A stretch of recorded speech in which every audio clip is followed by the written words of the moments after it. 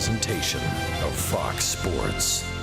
We are Fox Sports. We are Sports Zone. One more game to wrap up an unbelievable homestand. The Braves swept the Indians. They took 2 out of 3 from the Miami Marlins.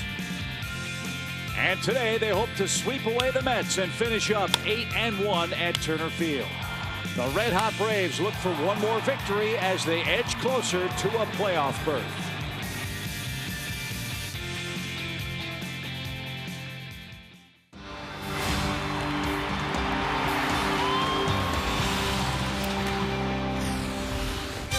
The Braves are hoping for bookend series sweeps as we wrap up this 3-series, 9-game homestand before a big crowd at Turner Field in Atlanta. This is also our final meeting with the New York Mets in the 2013 season, and the Braves have already won the overall season series. So plenty of good things to talk about as we join you upstairs again with Joe Simpson and Dale Murphy. The Braves continue to roll at home. They're 7-1 fellows so far on this homestand, and frankly have put together an historic season here at Turner Field, and the good times still have plenty of time left. That's right, Chip. They are taking care of business and then some here at home. They got a chance in their last 11 games if they go 6-5 to set an all-time franchise record. Some pretty special things going on here at home, Joe, and pitching has a lot to do with that. It has a lot to do with it, Dale, and it's the subject of our Georgia lottery hitting the jackpot. This season at home, a 2.64 ERA. Now remember, 1968 was the year Bob Gibson had the incredible year. I believe that was the year that Denny McLain won 30 games, and that was also the year that, because of all the good pitching, they lowered the mound. So that's how long it's been since the team had an ERA that low. Their ERA against the National League East, the best in their history, and wonderful times here at home. 20-4 since the All-Star break, and you can hang your hat on the pitching for the success of this team while playing at Turner Field. And how ironic is it on a day when we talk about low numbers on the mound? Cameron Lowe is the Braves starting pitcher in Game 3 of the series. It's a busy broadcast. Here's what's on our menu today. We will highlight this homestand for Atlanta as they try to go 8-1 in the 9 games played here at Turner Field. Tim Hudson will join us live from the Braves dugout. That'll come your way in the 3rd inning. And speaking of historic pitching numbers, Craig Kimbrel will compare him to some of the great closers in the major leagues as we continue with the Mets in town today. After a quick break, Tom Hart will stand by. He has a chat with Cameron Lowe, back up from AAA, and giving Julio Teheran a break in Game 3 of this series with New York.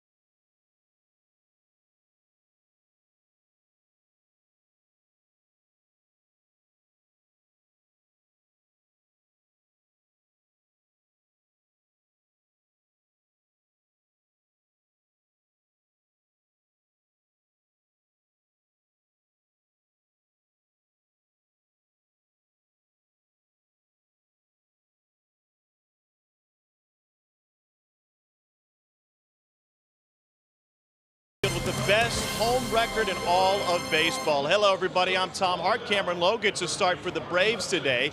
Historically, he's been a reliever. In fact, this will be his first major league start since September of 2007. How did he get back in the rotation? Well, AAA, he walked into the manager's office, said, "You need another arm. I can do it." 2002 draft out of Texas. In fact, that's the last team he started for. This will be his 316th appearance. Now, the reason he wanted to start at AAA was to work on his secondary pitches and help out the team. It takes a different mindset, he said, when he takes them out as a starter versus that as a reliever.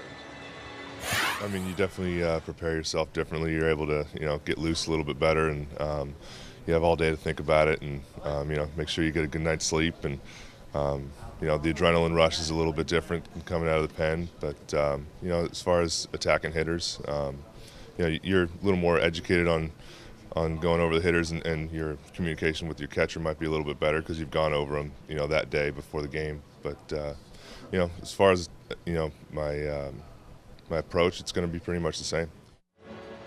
The Braves have been blessed. He'll be just the 8th starting pitcher used by Atlanta over the course of this season. As the big right-hander gets set to take the mound, the Braves look for another win at home. And how good are the Shock Troops? Well, the Braves have won each of their last 6 day games, typically with the bomb squad on the field. Jared Laird and company take the field when we return. Chip, Joe, and Dale have the call.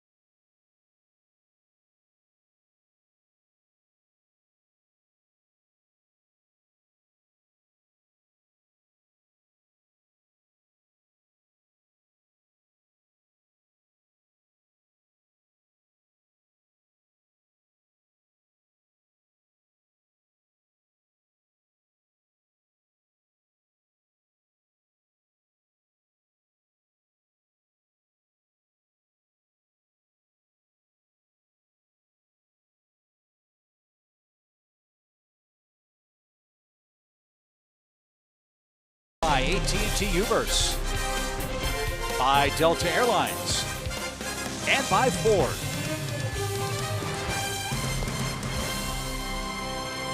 Nice crowd gathering at Turner Field on Weather Day. A lot of school kids at the ballpark in the early hours of the morning, learning about the weather conditions here at Turner Field, and they are 84 degrees. The forecast is for fair and sunny skies, a gentle breeze blowing from left to right. Fans in the bright sunshine will be warmer than 84 by the time this day ends. This is our final look at the New York Mets, who've dropped their last 3 games in succession. Terry Collins has Eric Young leading off his Toyota starting 9 with Danny Murphy, Andrew Brown, and Lucas Duda in the top 4. Justin Turner is at third base. Travis d'Arnaud's the catcher. Juan Lagares in center. Omar Quintanilla and Dylan G, who's been a real tough customer for the Braves offense to handle, is on the mound. Cameron Lowe, 31 years old, 6'8", 240 on the mound. His career as a starter, 13-19, but this is his first start in the big league since September of 2007.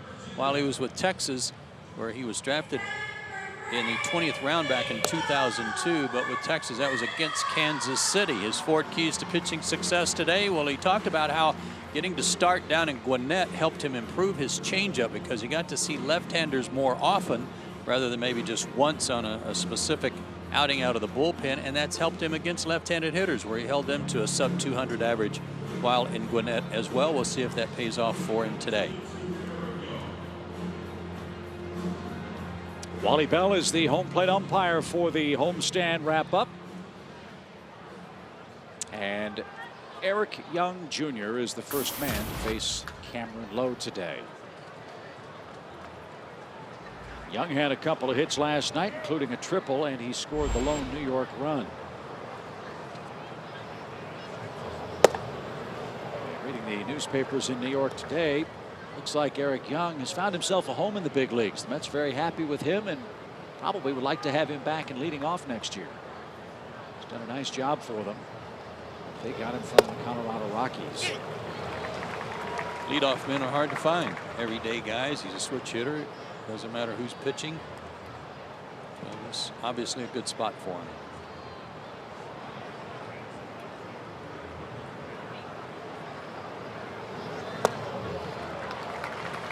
Well, he's a kid you pull for. I was lucky enough to be able to play with his dad in Colorado for a couple months there at the end of my career. Good guy, good family.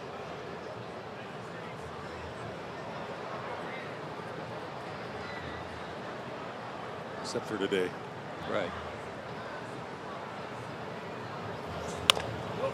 Right off the knuckles of Eric Young. That's bounced into the Braves dugout. The count remains a ball and 2 strikes. That's Jordan Schaefer. He was in the original starting lineup for the Braves today. A couple of games ago, he had to leave with a back problem. Last night, he was hobbled after he fouled a ball off his quad. So he was a late scratch.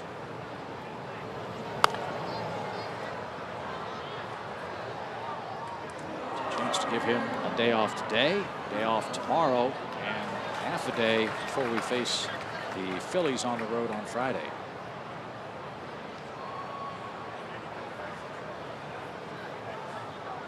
B.J. Upton is starting in center.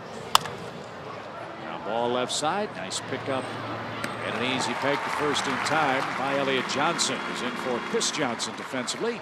Here's the rest of the Braves defensive lineup on this sunny Wednesday afternoon. Paul Janisch at short, Ugla and Freeman regulars on the right side of the infield. Gaddis, Upton and Upton in the outfield, and Gerald Laird's behind the plate.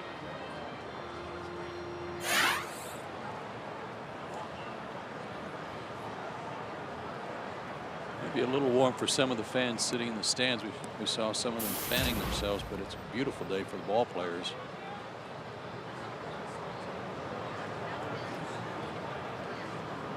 I think everybody in town is just happy it's sunny and dry. After the summer that's taken place in Atlanta this year. You mentioned it's weather day. It's weather day. Fine folks from Channel 2 are out with the school kids before the game. Right on top of the Braves dugout. Good stuff. Weather day, you get nice weather.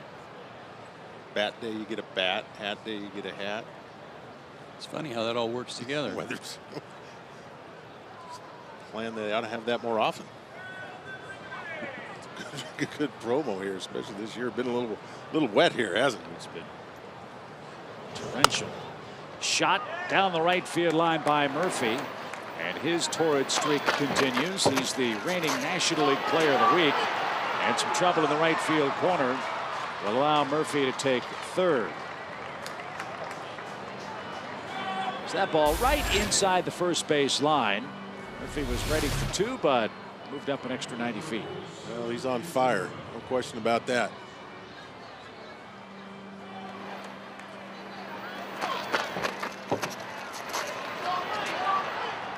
Got up under that padding. It's like chasing a mouse. You got to go to a spot and almost put your foot under the padding and wait for it. Wait for the ball to get there and stop it. Watching Murphy run, it was kind of funny at second base. He really didn't want to go to third. Wasn't quite loose yet.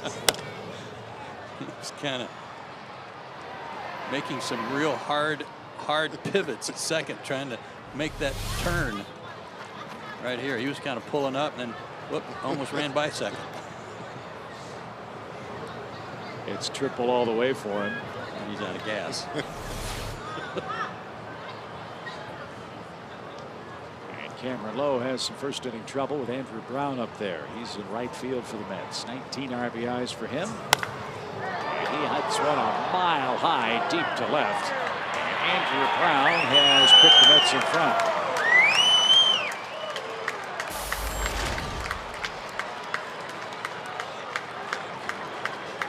Sixth home run for Andrew Brown. He's hit 3 homers in the last 16 games. And the Mets strike first for Dylan G. Hanging breaking ball there.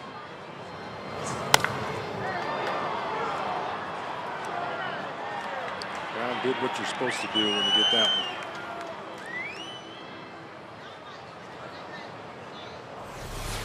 Mets have hit 117 home runs as a club now. Brown has 6 of them. And here's Lucas Duda. Caught a corner, a strike. It's been kind of a lost year for Lucas. He missed over a month with an intercostal strain. He was on the disabled list from late June until the first week of August. So he's still trying to find his stroke and trying to keep himself in the Mets plans for next season, what with the uncertainty regarding Ike Davis.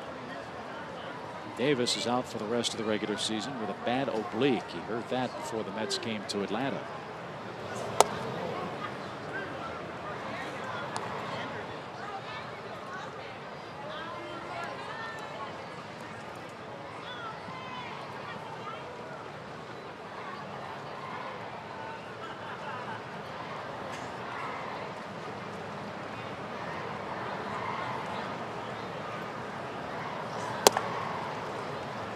Duda's been a Met his entire career. They took him in the 7th round back in 2007. He'll be 28 years old by opening day next season.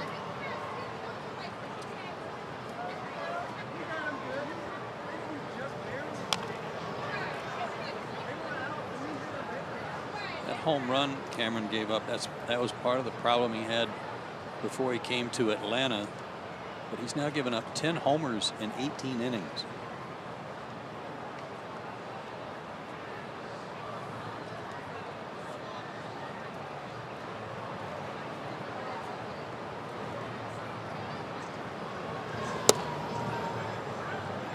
Full count.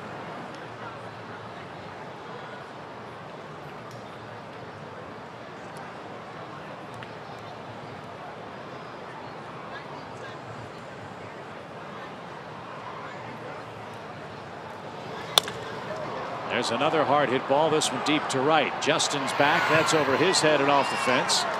And Duda's on his way to second. The Mets have tripled, homered, and doubled here in the top of the first.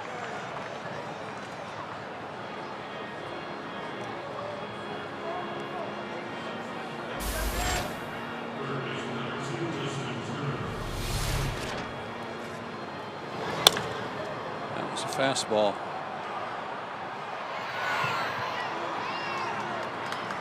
Not the way Cameron expected this one to start. Yeah, didn't draw it up this way. It's okay. What you got to do now here is just get out of it and not let it get away from you. Justin Turner is in the lineup for the Mets at third base today. He's knocked in 10 runs.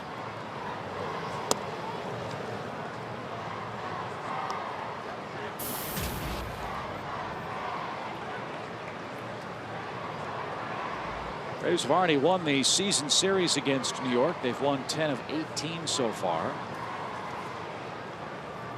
Braves trying to finish up a homestand with an 8-1 record. In the air to center. B.J. Upton should have room. Duda at second tags. And the Braves will concede the base. That's out number 2 in the inning. It's funny how baseball is at this level. When the hitters see guys going up there and kind of swinging from their heels and making good contact, triple, homer, double, everybody starts sensing it and taking big cuts.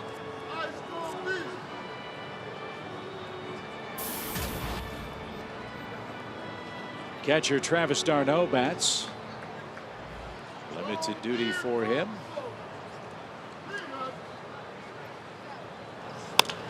And he rolls one deep in the hole at short. Nice sliding stop.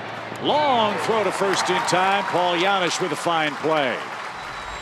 Cameron Lowe limits the damage to 2 Mets runs. Aaron Brown's long homer gives Dylan G a first inning lead.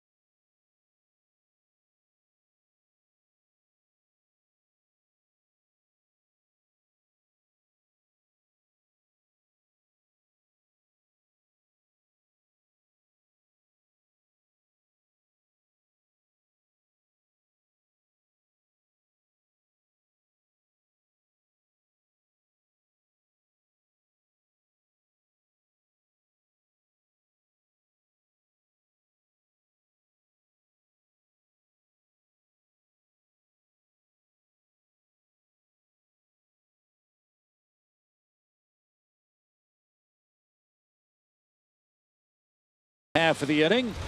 As we told you, a change at the top of the batting order about a half an hour ago or so. B.J. Upton in for Jordan Schaefer in center. His brother Justin's in right. Freddie Freeman's at first with Eloso Blanco, Evan Gattis cleaning up in left. Laird, Elliott Johnson, Dan Uggla, Paul Janisch, and Cameron Lowe round out Freddie Gonzalez's Toyota starting 9 today. Dylan G is 27 years old, 6'1", 205 out of Cleburne, Texas. Got off to a bad start for the Mets. Bad record, bad ERA, but his last 17 starts, he has the 4th best ERA in the National League over that stretch, going 8-3.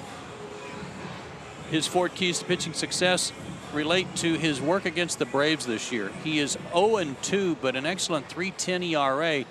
Gee whiz, 2-1. Yeah, he's lost a couple of 2-1 decisions to the Braves, and more on that in a minute. And leadoff hitters, well, you get tested right here with BJ at the plate. 329 average against him for leadoff hitters and a 389 on base percentage.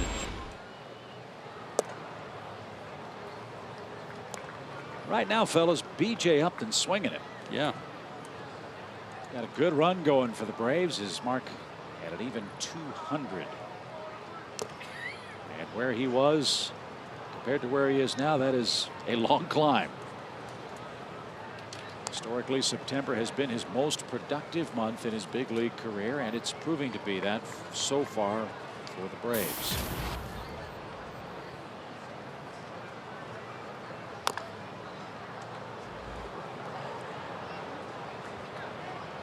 And he takes a little punishment and has to walk that off. A ball and 2 strikes. Got a shin guard on, but it missed the shin guard and got his foot. Big toe. Well, he's swinging the bat better. Even the balls that he's making outs on, he's making some good contact. First couple swings here have been a little late.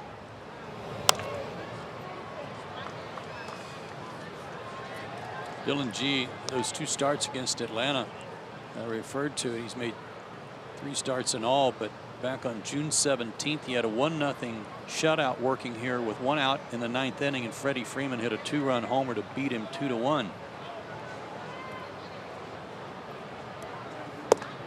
And then on July 22nd, the next time he saw the Braves, he had a no-hitter into the 7th inning, and Freddie spoiled that one.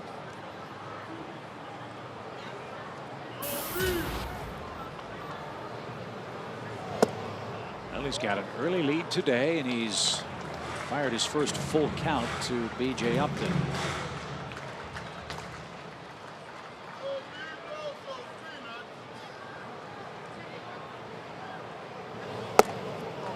And a leadoff walk. We'll see how Upton's toe is feeling and see whether or not he's running early in this ball game today. Here's how the Mets defense shapes up today. Turner, Quintanilla, Murphy, and Duda around the horn. D'Arnaud behind the plate. Brown in right, Lagares in center, Eric Young Jr. in left. Lagares has a terrific arm. He's been a real find for the Mets so far in 2013. And here's Justin.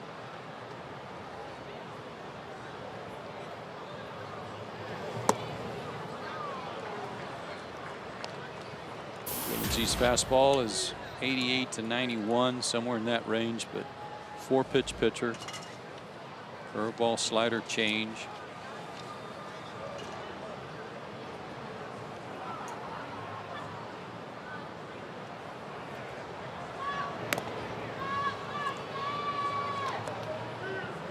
As good a year as Justin Upton has had for the Braves this year, New York has pitched him very, very tough. He has 10 hits and 60 at bats.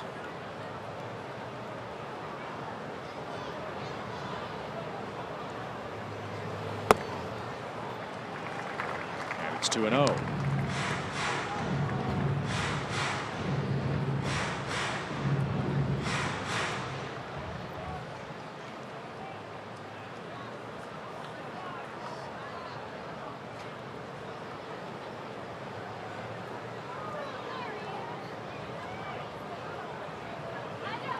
BJ's running. Good jump. The pitch a ball. The throw to second is late. And Upton swipes second.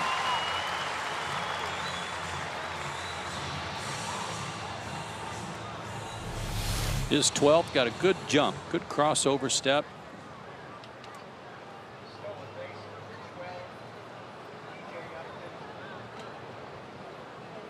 Love the foot first slide, because in that pop-up slide you're ready to go if the ball gets away.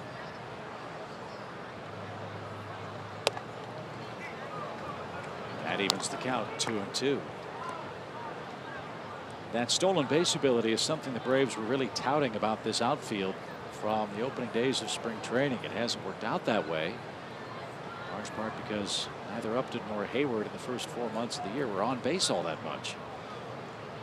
Before Jason got hurt, he was a whirling dervish, and now Upton getting in on the fun in September. Guys, in postseason play, if you're not getting home runs or big hits, got to find ways to manufacture runs. There's certainly enough speed on this team to do that. Well, and everybody knows that when you get into postseason, if you don't have a whirling dervish, you're probably in some trouble. No doubt about it. 2 balls, 2 strikes. Well, it's just a good mindset to have as a team. Shows you're aggressive.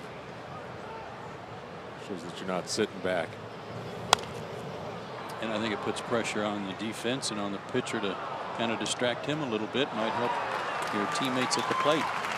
No question. George Schaefer's been having big nights. Had a 3 stolen base night here on the homestand.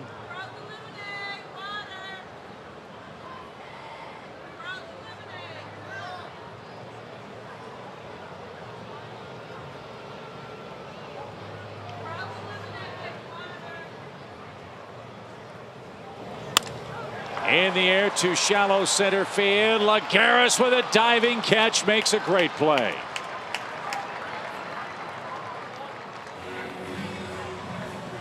You know what? That's a double play earlier in the year because nobody knew much about Lagares. But some smart base running there by BJ not to just break automatically. Yeah, it was. Off the bat, I thought for sure is in there. Nobody out. You got to be a little cautious. Good base running by BJ and good play by Lagares. Wow. I mentioned last night, Joe, defensive player of the month. Is that? Yes. Yeah. As selected by ESPN. ESPN.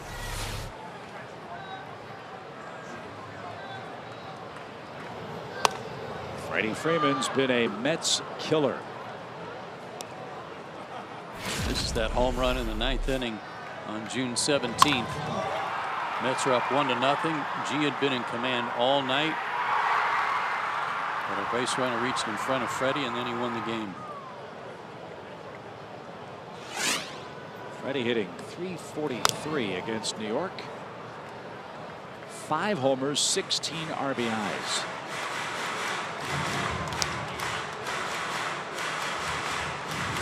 They scored a team high 12 runs this year. This is becoming a continuing trend for the Braves' first baseman against New York. We'll explain after the 0-2 pitch.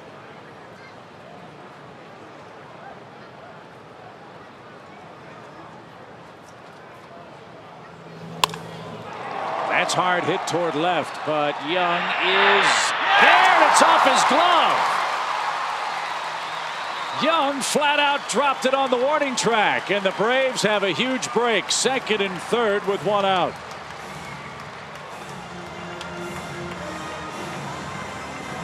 Well, another well-hit ball by Freddie Freeman, but unfortunately, with BJ's good base running, that one that was hit by Justin, with 1 out, you don't stay at the bag. You go halfway at least, and then BJ would have had a chance to score. But unfortunately, BJ went back to the bag to tag and wasn't able to score. Because I think if he goes halfway with 1 out like he should be, I think he's got a chance to score. Yeah, pretty easily. E7. So Evan Gattis bats, coming off a perfect night at the plate last night. So Freeman hits the ball hard again against New York. His good work against them are Coors Light cold hard fact. 36 games over the last 2 years, 34 RBIs and 10 homers. That's pretty good work.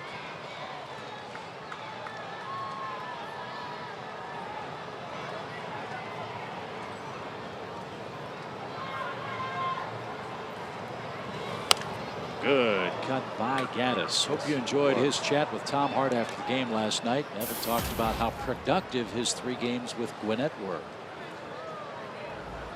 His playing time and his plate appearances had dwindled almost nothing for the Braves over the last week. He went 6 for 13 with 3 doubles and a homer. Came back last night with a 3 for 3 night, including a home run. Another good cut there. Yeah, he had been 0 for 17. This was the 3rd hit of the night for him. That tied the game. A little nod to the dugout, like I got this.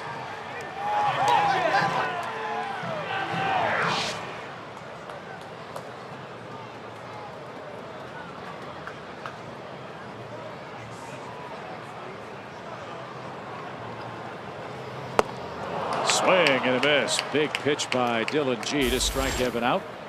2 on, 2 away for Gerald Laird. Big curveball and a hard one. Had a couple pitches early in the count to hit. Yep. Dylan G. He's no dummy. I'm not going to do that again. Give him something to hit. Good breaking ball.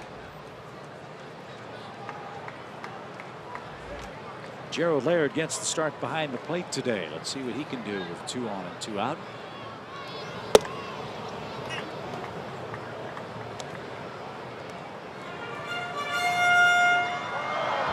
When the Mets are willing to give you a run, concede a run with less than 2 outs, and you're not able to get one in, you really need this guy to come through if you can.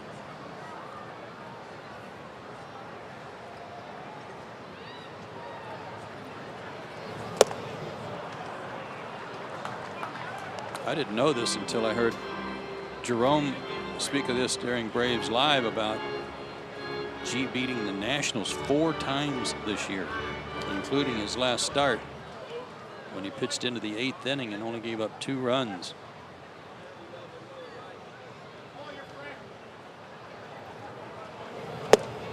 All help appreciated, but G didn't help Atlanta as he pitches around a leadoff walk and a 2-base error by his left fielder. Braves threatened but failed to break through in the first and trail 2-0.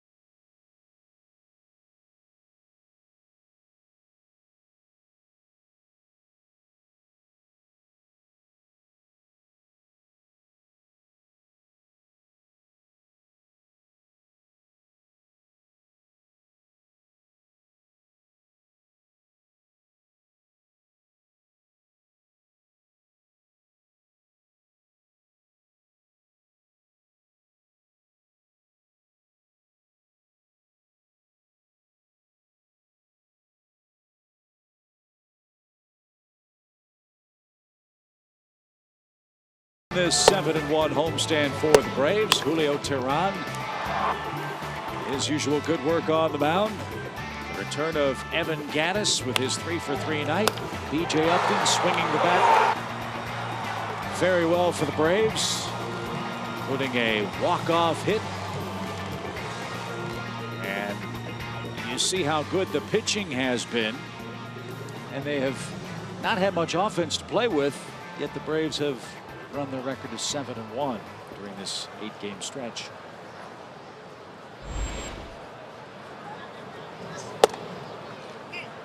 Something else, Chip, the guys they beat, Salazar, Masterson didn't get a decision, but they won the game that Masterson started for the Indians. They beat Jimenez, they beat Fernandez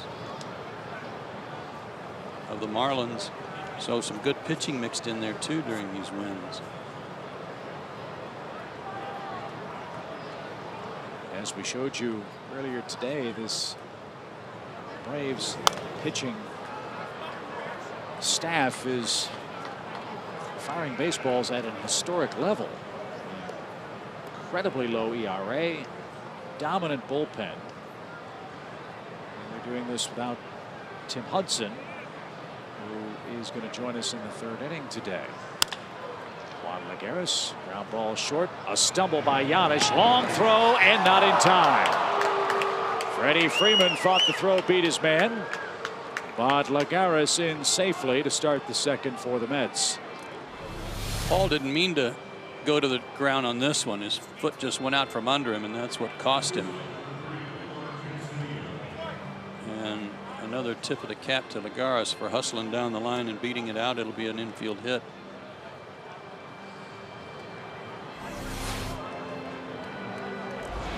Omar Quintanilla is the shortstop and the 8th place hitter. He hits in front of Dylan G.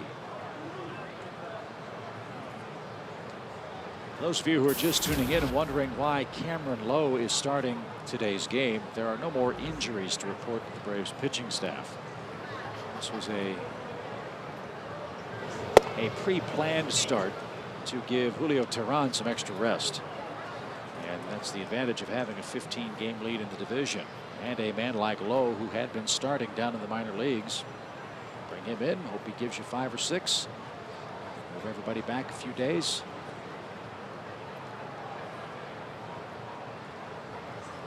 And and get them tuned up for we hope will be a long postseason run. Yeah, I think it was a great idea for Julio to get a start skipped. I think it'll help him down the stretch. The luxury it is to get everything set up, get injuries you can manage, give guys days off, get them ready to go, pitchers rest. It's a good way to start the playoffs.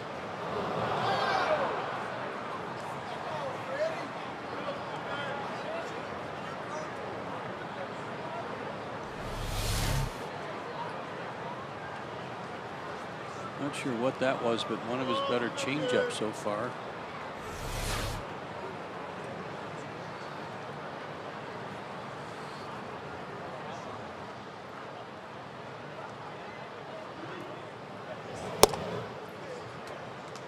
Outside, 1 ball, 2 strikes.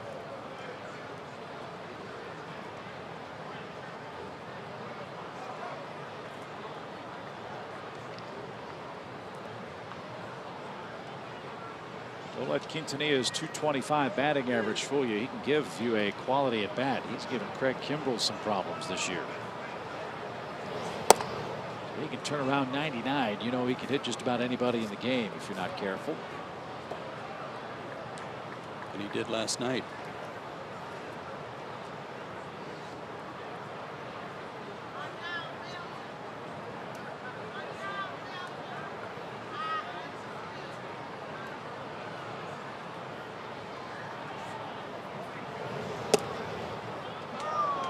He's gotten the bulk of the playing time for Ruben Tejada. Fell out of favor this spring to a certain degree. Started the season and hit poorly, and has been at AAA ever since. Once the Las Vegas team's campaign ends, it's expected that Tejada will rejoin the New York Ball Club for final weeks of the season. Runner goes, the pitch outside. Quintanilla walks. Lagares at second, Quintanilla at first, and Dylan G a chance to bunt.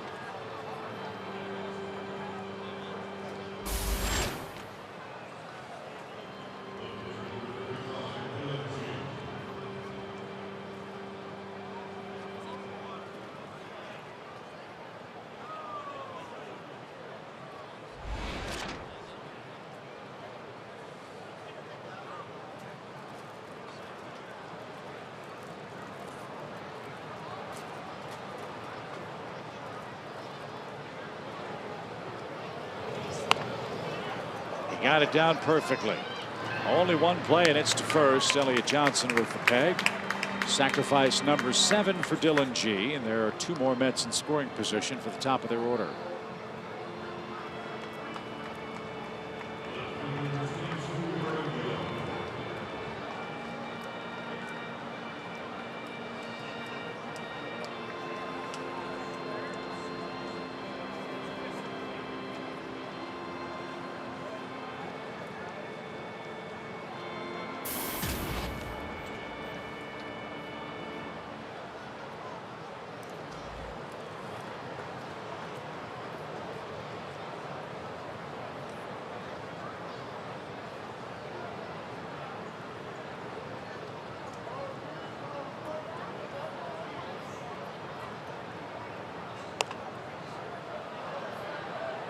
Fouled away, strike 1.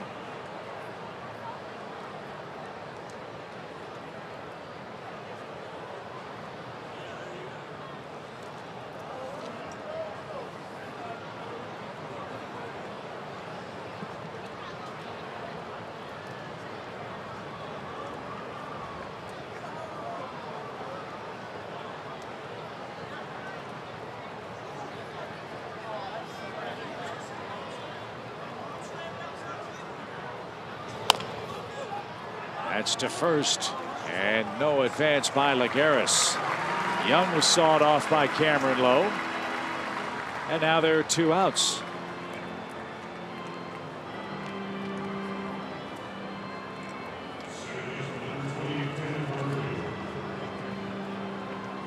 And here's Danny Murphy. Save big when you watch your Braves take on the Padres Friday, September 13th through the 15th. That's today's steal of the week. Buy an outfield ticket for $28. You'll get an Always Braves Tervis tumbler free. Get this deal by visiting Braves.com/steal today. I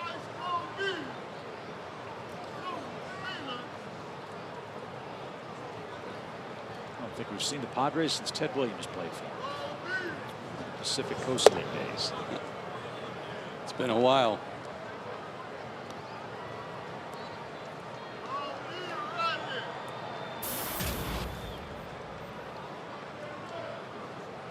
Hard to imagine in the old days we used to go out there 3 times a year, and they used to come here 3 times a year. And we were in that division. That was what was hard to believe. Strange to think about that, yeah.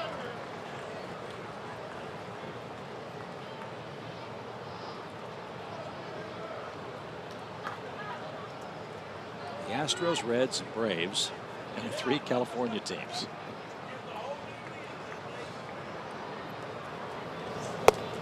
So you want to teach your kid geography using major league teams. So how are the Braves in the West?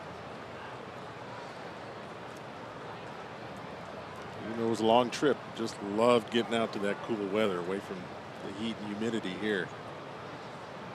Out to San Francisco, LA, and San Diego. Wow. So, Even if that meant playing in Candlestick Park. yeah, it really did, even though that was a little crazy sometimes. Just to get that cool, away from here. Really pick you up. But that was a little bit of a stark contrast in July going from here to San Francisco. Freezing out there at Candlestick. Downstairs, Murphy walks, and the Mets have the bases loaded. And Cameron Lowe has his first visit from Roger McDowell. That's the second walk of the inning. I don't think they wanted to pitch to Murphy there the way he's going. Even though Andrew Brown hit a homer his last time up, I think they'd rather face him. I think so. I'm thinking the same thing. Not an ideal situation, but certainly would agree. If he's on fire.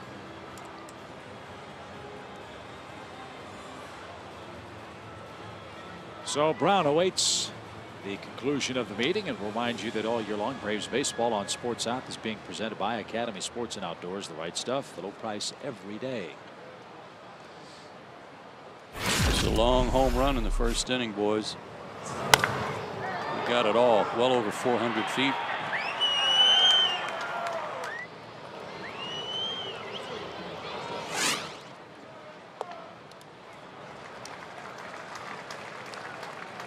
There's a strike. These are important games for the Mets, even though they have a 62-75 record. One, they want to win as many as they can, obviously. But two, they're really trying to find guys who could be everyday players for them next year. They traded away Marlon Byrd and John Buck. Got to figure Lagares will have the first crack at either the right field or center field job for New York. Mentioned Eric Young. Could be back as their leadoff man and left fielder. They might leave one spot for guys like Brown and Duda and Den Decker to fight over here in the final month. At least as far as the outfield's concerned. Brown drives one to deep right. Upton is back and on the warning track makes the play to retire the side. Well, I'll say this, Cameron Lowe has done a good job of minimizing the damage. He's held the Mets to 2 after 2 innings.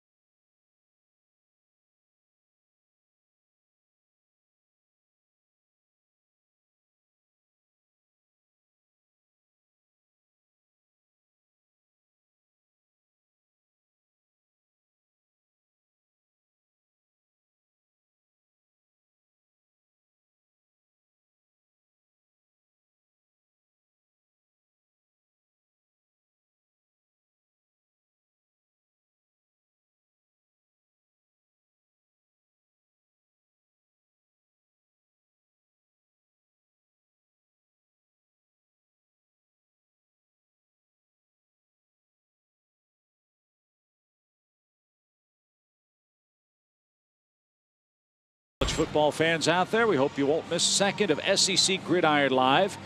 We invite you to join James Bates, Tim Couch, Elizabeth Morrow, and Ovi Muhaley every week as they break down what is, Murph, possibly the strongest conference in college football. That's SEC Gridiron Live tonight at 10 on Fox Sports South. Well, can't argue. Pac-12's good. Utah's got Oregon and Stanford on their schedule this year. We've skipped them the first 2 years in the Pac-12. Really? Yeah, so schedule just got upgraded this year. Yeah, and your son's on the scouting report now too, so no flying under the radar. Wow, good catch there by one of our camera operators. An Oregon hat. Well, good to hear you pronounce that right, Joe. Well, you said Oregon. It's good. You know, back in the South and the East, you hear Oregon a lot. It drives us Oregonians crazy. So nice going. Ellie Johnson pops one into center. And there's out number one. I feel you.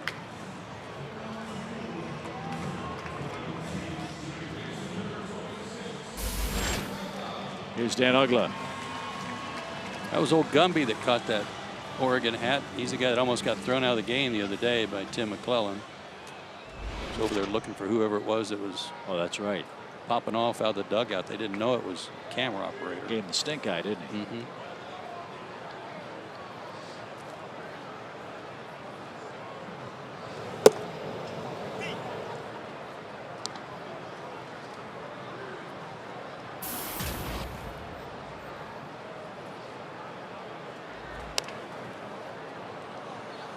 0-2 for Dan.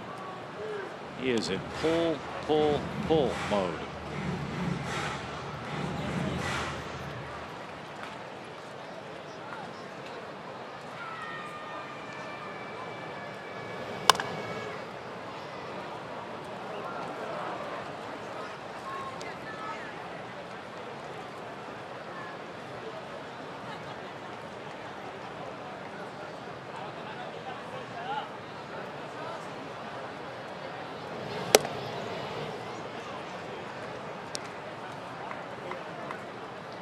That fan that caught that bouncing ball, were those Mets fans behind him in full uniform?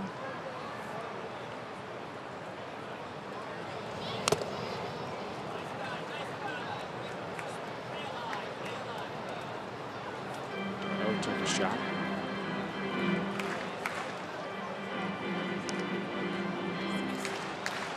I mean, fantasy camp's not till January, guys. Boy, gamers. They even know what uniform to wear this day. The cool grays. As Wally Bell made a good catch here too. Darno got rocked.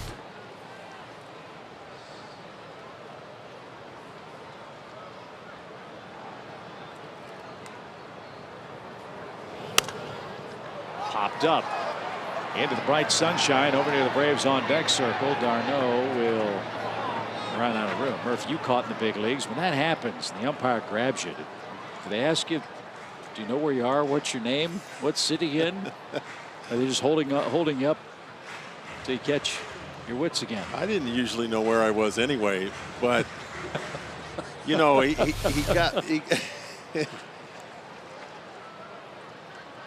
yeah, he got hit pretty hard there. Last time I was here.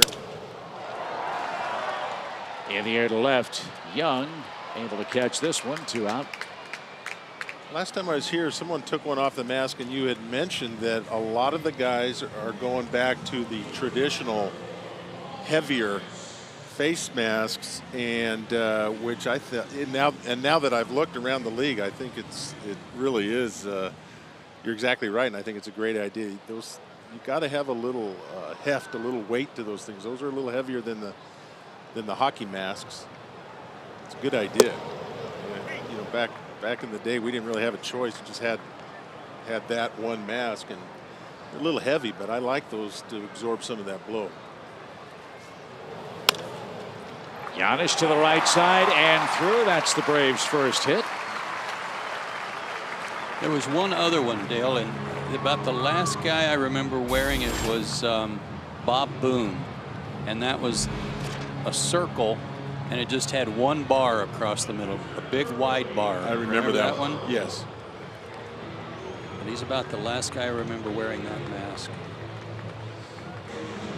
But Bob was also one of the first guys to start wearing like a skull cap, a hard hat under his mask. Imagine in the very old days not having a helmet on.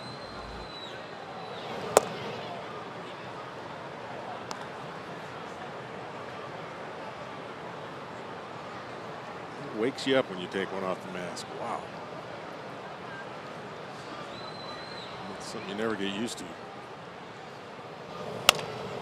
Cameron Lowe puts it in play and rolls it to second. Murphy makes the throw to first, and the side is retired. We are through 2 innings in Atlanta. Dylan G and the Mets have an early 2-run lead.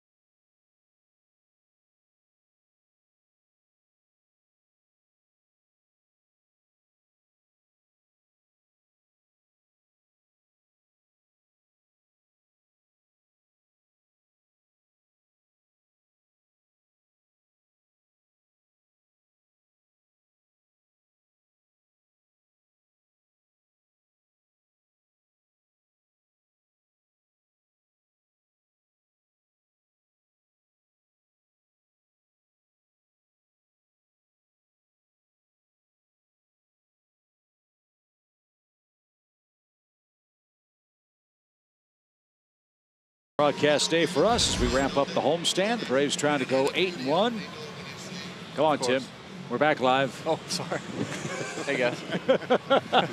Good to see you. Tim Hudson's with us downstairs in the Braves dugout. And I tell you what, you're a sight for sore eyes. Braves country asks us every day, how's Tim Hudson doing? So we'll ask you, how you doing?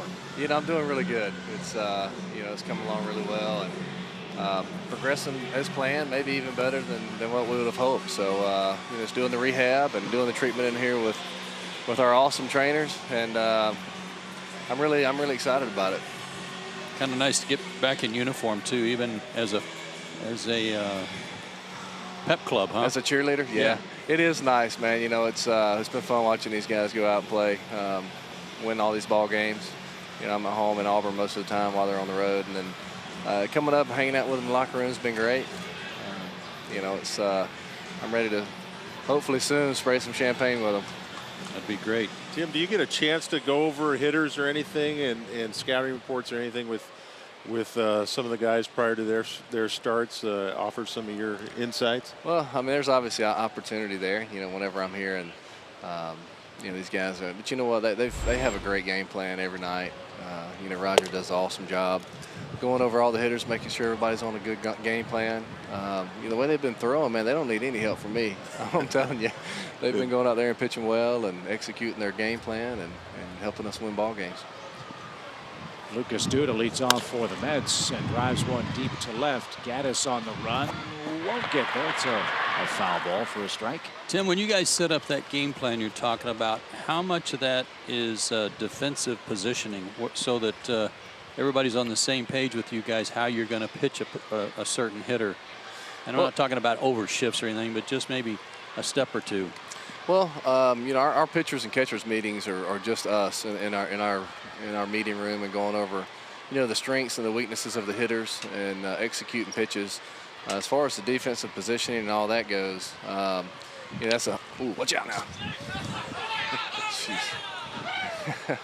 And but you know, they have their positioning. Some of the guys will come in and ask us how we want to shade some guys for certain, you know, players in the lineup for the outfielders, and they just want to make sure, you know, if we're going to pound a guy inside during the game, you know, how we want to play them in the outfield in our infield. And our infielders are some of the best, you know, I feel in the game, especially with Simmons at short.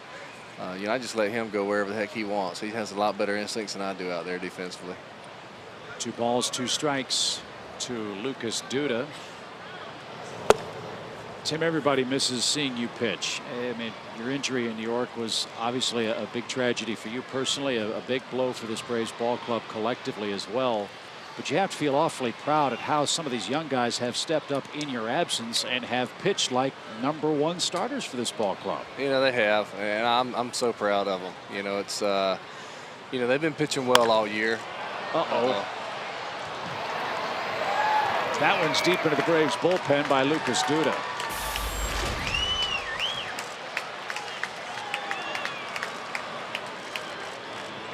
Duda's 12th home run of the season, and the Mets are ahead by a 3-0 score. But Tim, you were saying this staff's done a great job in your absence. Yeah, you know, they've been awesome. They've pitched well all year, but you know, it seems like whenever I got hurt and went down, you know, they just really took it to another level. I think they.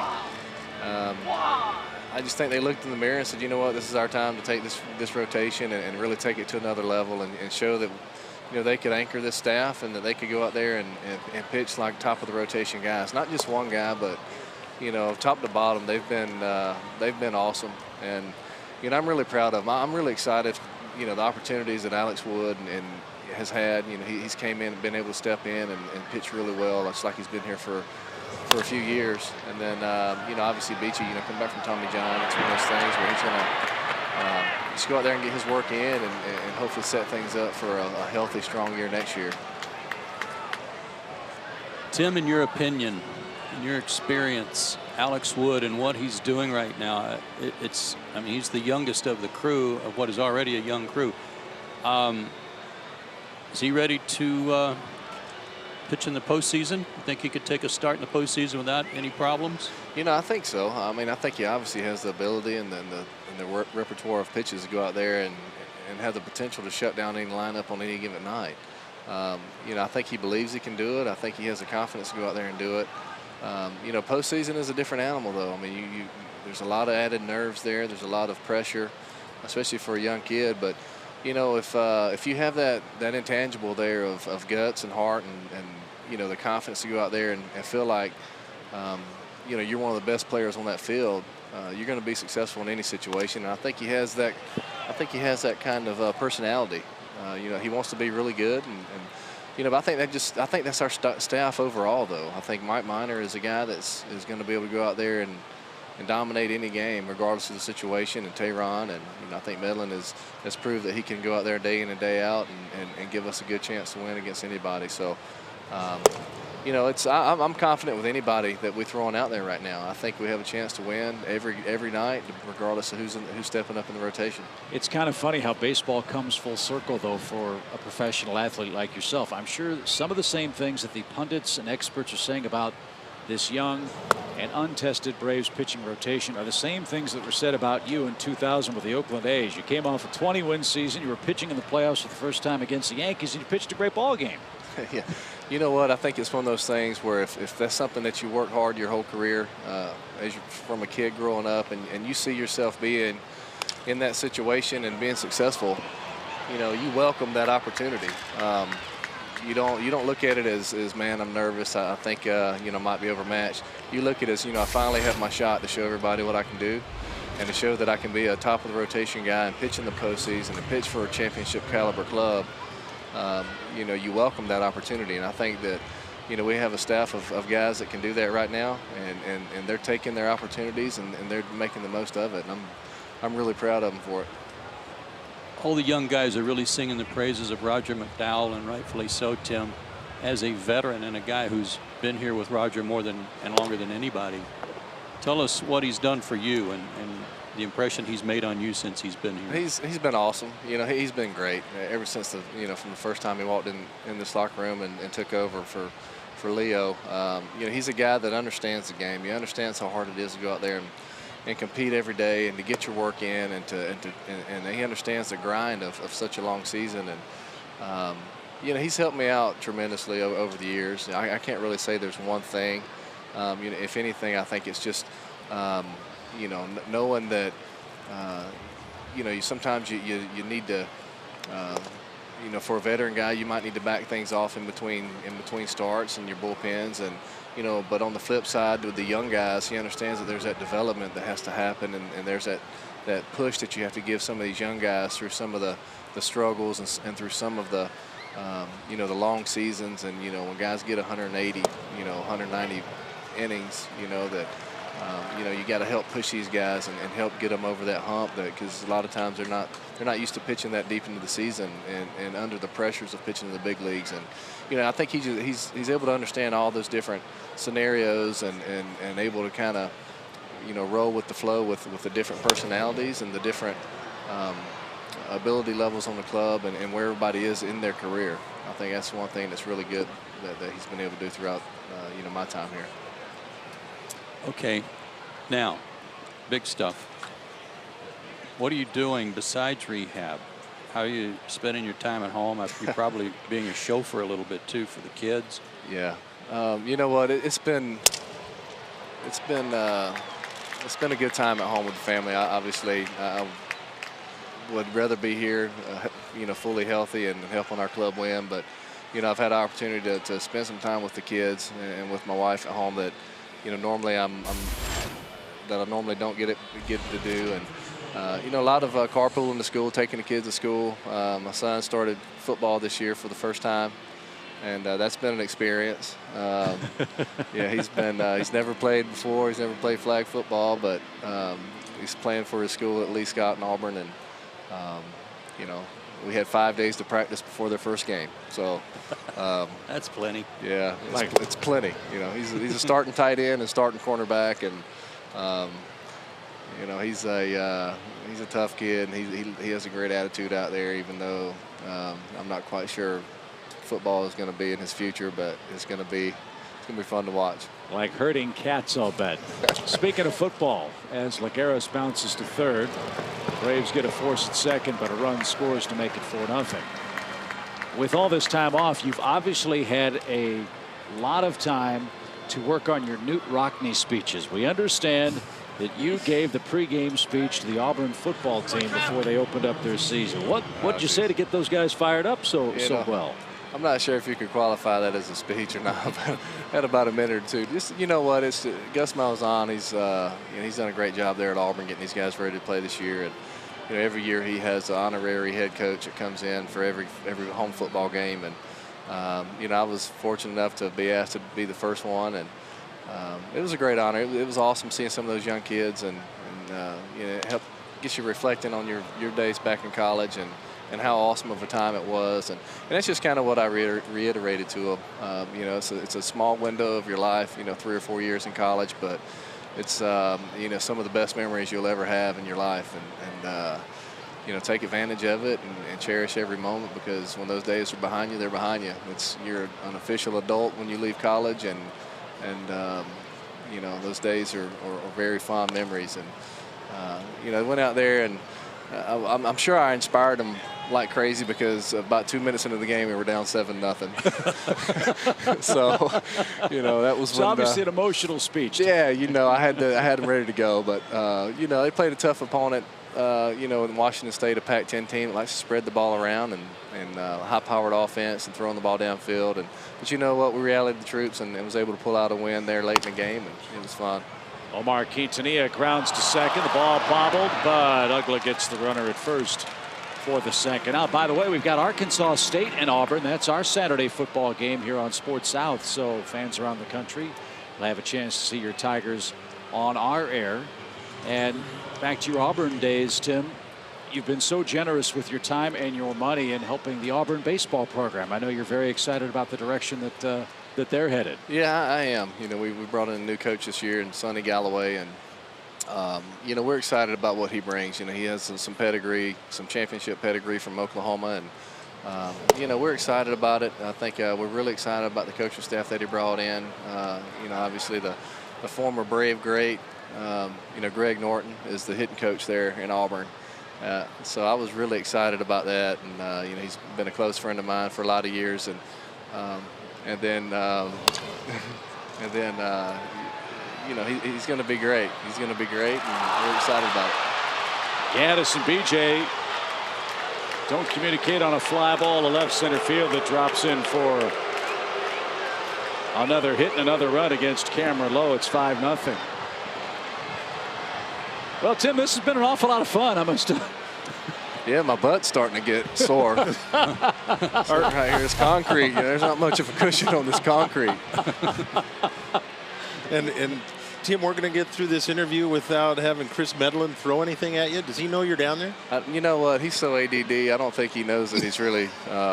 No seeds? I'm not sure if he knows what inning we're in yet. He's over there. So no one's thrown any seeds at you. He's reflecting on his great outing last night. You know, he's over there licking himself. You know, still thinking about it.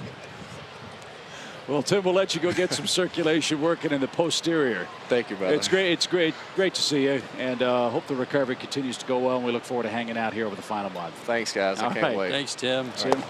Tim Hudson, our guest.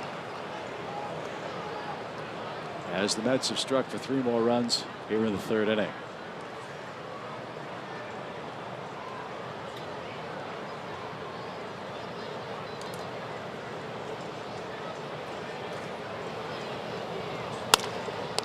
Bouncing ball back to the mound. And the 3rd inning mercifully comes to an end. New York scores 3 more times. They lead 5-0.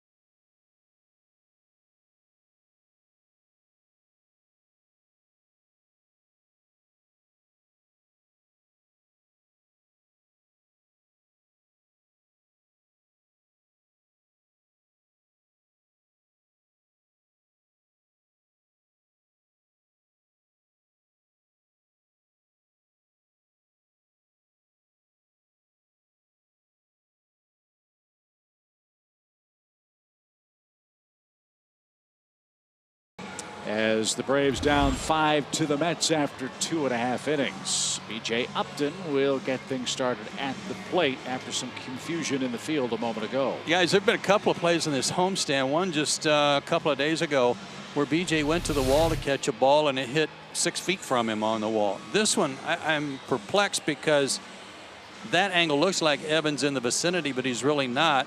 And the angle B.J.'s taking with regard to where the ball dropped is... they're not related. That ball landed behind him. So I'm not sure what he saw or how he felt maybe that Evan was closing in. Certainly you don't want to get run over by Evan Gaddis. But 2 very odd plays by BJ in center field in this homestand. Well, that play there, yeah, you definitely got to take charge as the center fielder. That's your ball, and it looked like he just conceded to Evan, which is not Evan's ball.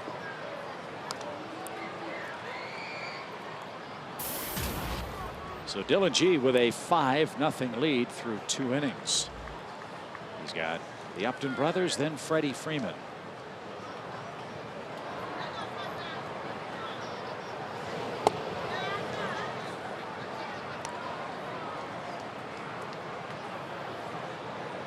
All the other baseball gets started later on today or tonight.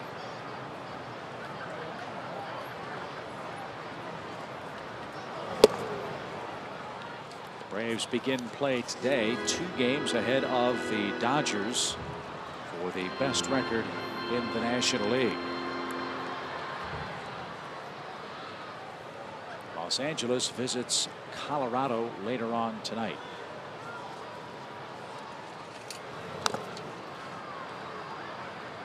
LA beat the Rockies 7-4 last night. Ricky Nolasco won another game as a Dodger. He's been a great pickup for them. He's 7-1. Not a bad 4th starter. Yeah. Might have to throw Ned Colletti's name in as Executive of the Year out there. The pickup of Nolasco, getting Puig up when he did. Of course, Ryu, Greinke, and Kershaw, along with Nolasco in rotation. Full count to B.J. Upton.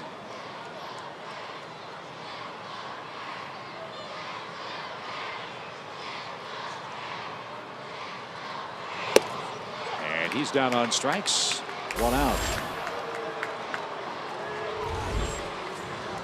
Justin Upton, the batter. And it's time for our AT&T Uverse trivia question. And today's question is, over the last 30 years, what Mets pitcher has the most wins against the Braves?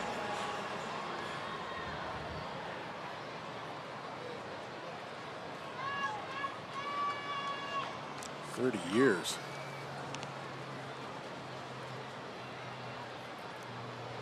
Does that go back to 83? Yep. What do you think? Dwight Gooden, Frank Viola, Sid Fernandez, Ron Darling. We'll probably have to go back to when they changed the division alignment, because they weren't in our division all those years. Right. Oddly enough, again. Right. So when did that happen? I hate to throw Steve Traxel's name out there, but he spent a lot of time with the Cubs too.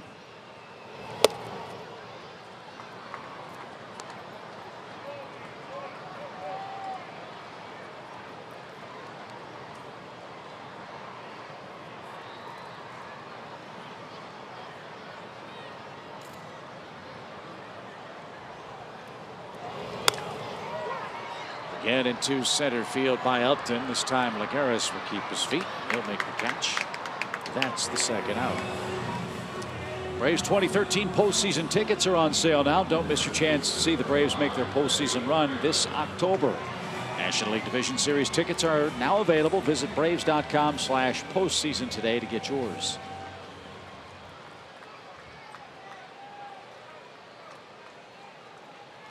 Braves had a chance to get even with the Mets in the 1st inning after Freeman reached on a 2-base error by Eric Young. But Dylan G struck out Gaddis and struck out Laird, and that ended the Braves' opening inning threat.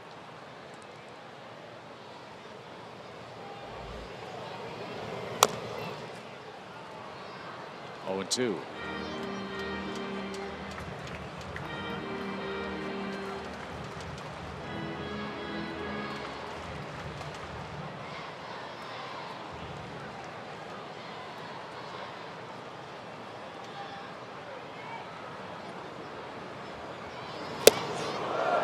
Ban in.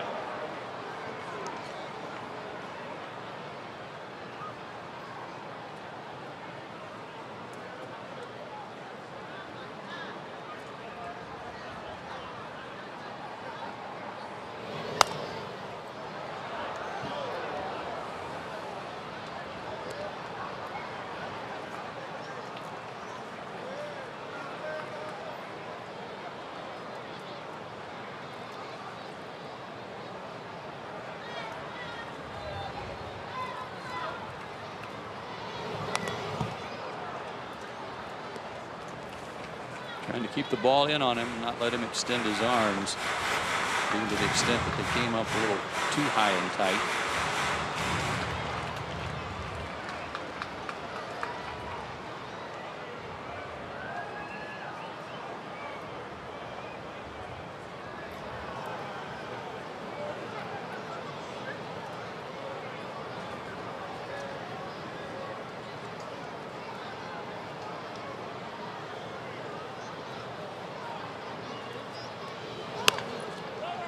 Jammed him badly, and an easy ground ball to first retires Atlanta in order in the 3rd inning. We head to the 4th. Dylan G enjoys a big lead.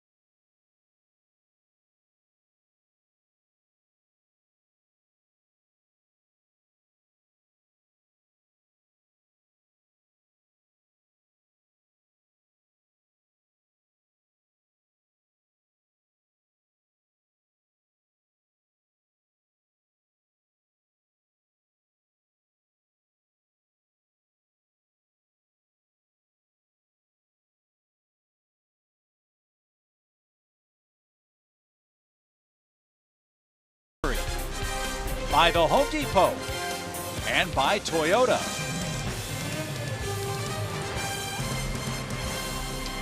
Well, not much to cheer about for the Braves so far in this game. They have but one hit. They've spotted the Mets a 5-run lead after 3 innings of play. But there is sunny weather for the kids here for Weather Day. Mid-80-degree temperatures as some of the kids play in hooky this afternoon. So it's good to see them at the ballpark. The Braves wrapping up a 9-game homestand with New York today.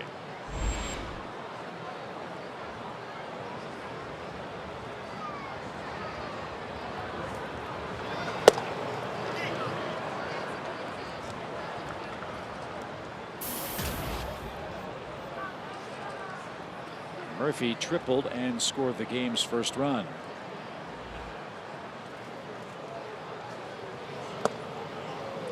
You know, in talking our interview with Tim Hudson earlier, talking about how the Braves pitchers have kind of stepped up and filled the void of missing Tim Hudson. Isn't that the hallmark of this team?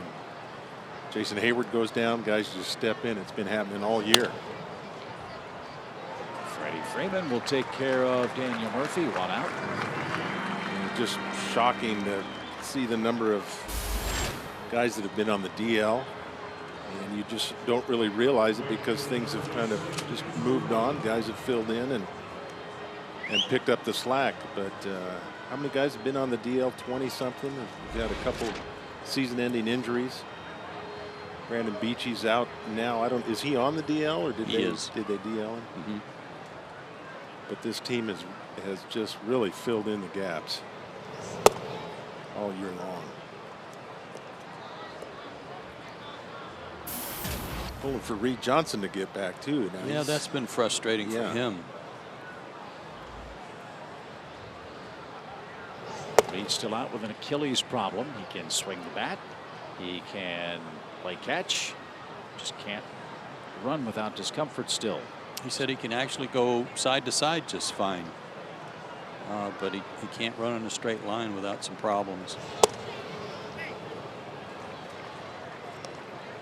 And as he said 2 weeks ago, it's not like I'm going to get back to 100%. It's just I got to get back to a certain point where I can just run and be in the outfield to go get some balls without hurting the team. And to put the DL list in perspective, Major League roster for active players is 25 men. Braves have had 23 different players go to the disabled list this year.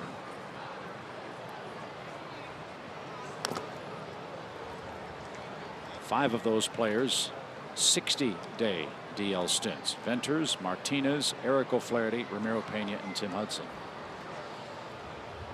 I don't even listen to other teams when they start complaining about injuries to their team. That is what happens.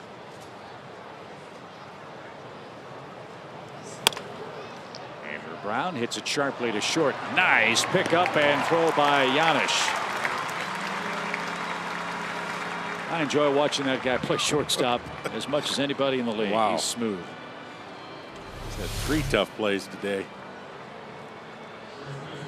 See, that slide is a good move to stop your momentum and not have to do like a 360 pirouette. Get you to an abrupt stop where you can get back up and throw. Kind of like a pop-up slide on the bases, stops you and allows you to get your feet going the right way. I'm not sure if you mentioned Christian Martinez. I don't know if he's on the 60-day or not, but he was also a guy lost for the season early on. He had shoulder surgery. That was done on July 9th. In a span of 5 days, the Braves had Johnny Venters and Eric O'Flaherty undergo Tommy John surgery May 16th and May 21st. Pena tore up his right shoulder. He had surgery in late June. And of course, Tim Hudson, days after his collision with Eric Young in New York, and his fractured ankle fixed.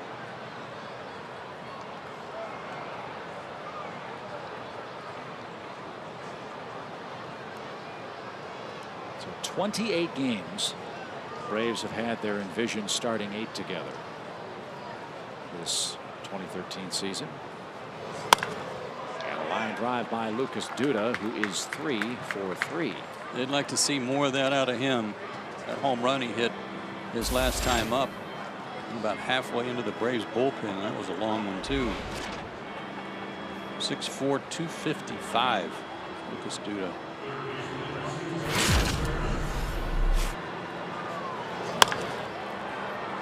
No doubter.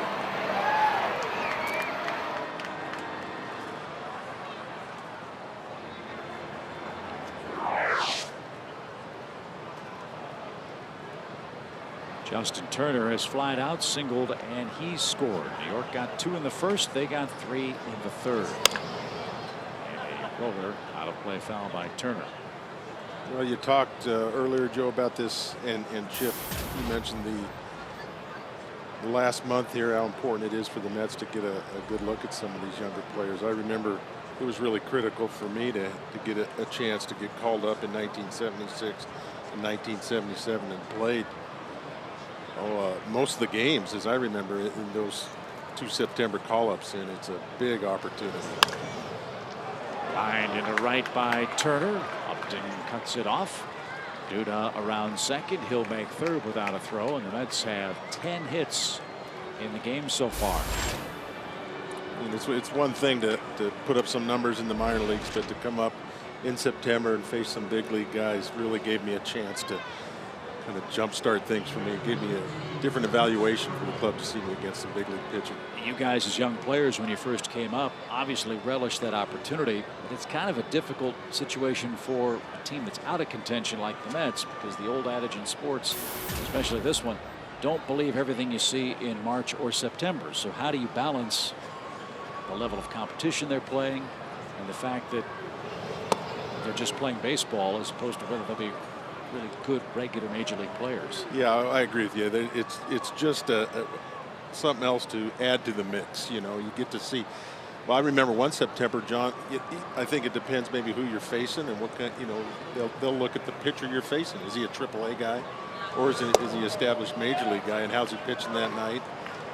John Montefusco pitched a no-hitter against us, and I'll never forget it. But I hit a line drive to second base for an out, and just that for my confidence. You know, I said, this guy threw a no-hitter against us tonight, but I hit a bullet.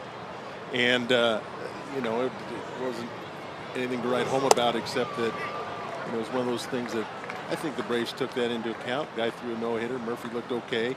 Just something to add to the evaluation process. Yeah, I think all those little high marks help make that evaluation come next year when they see how you handle yourself against a veteran pitcher.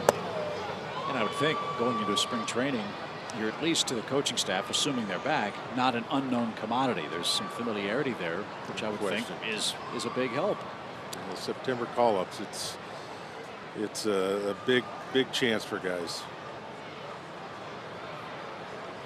Travis d'Arnaud, a 2-2 count, and he pokes one out to second.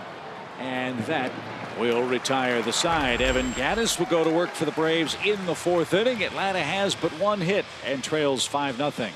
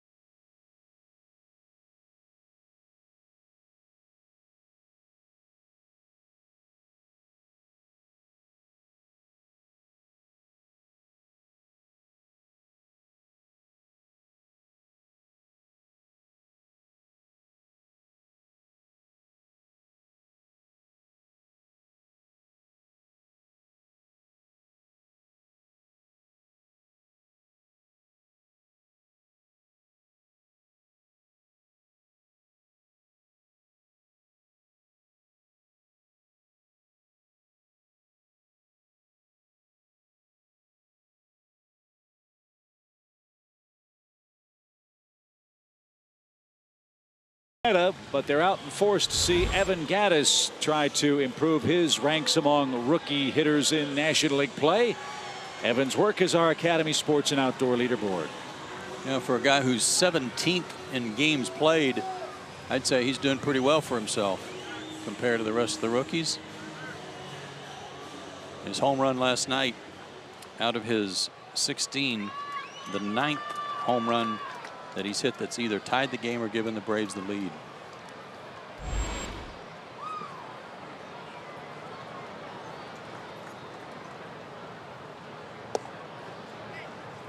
And Gattis takes a strike.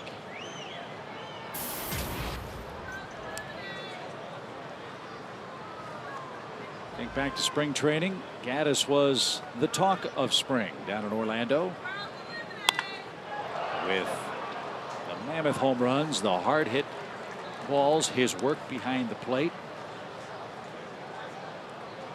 He was one of the last additions to the Braves 25-man roster and has emerged as a very important piece to Atlanta's postseason plans. We know he can pinch hit. He plays a serviceable left field. He can catch it and throw it very well. And with one swing, guys, he can turn the game around.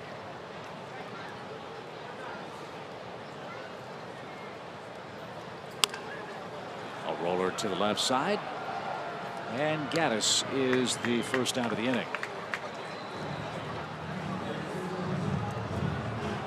Well, it'll be really interesting to watch, see how Freddie manages that postseason, gets Evan into the lineup, because it's he's a force to be reckoned with in there. He's dangerous, great pitch hitter, like you say, but I'd like to see him get 4 at bats. So it's going to be interesting to see how he gets him in there. Get to the World Series. Pretty good DH. Not a bad option. That's right. Gerald Laird pops up the first pitch. This one toward Turner at third. He's really fighting the sun. But he makes the play. 2 out. Time for Georgia Power Energy tip number 3. Dale Murphy, number 3. Stay comfortable this summer and save money with Georgia Power's energy efficiency programs. Learn more at georgiapower.com/save. And Dale, you got your wish this year. I mean, when Chipper his number was retired, they put him down there next to somebody else away from you, just like you'd hoped.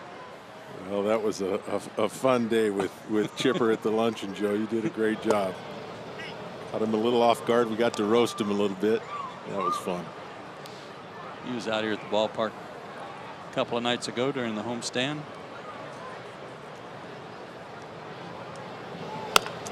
Elliot Johnson pops one up toward first, and that's an easy play for the hitman Lucas Duda. He's 3 for 3 on the afternoon. All Mets in game 3 of the series.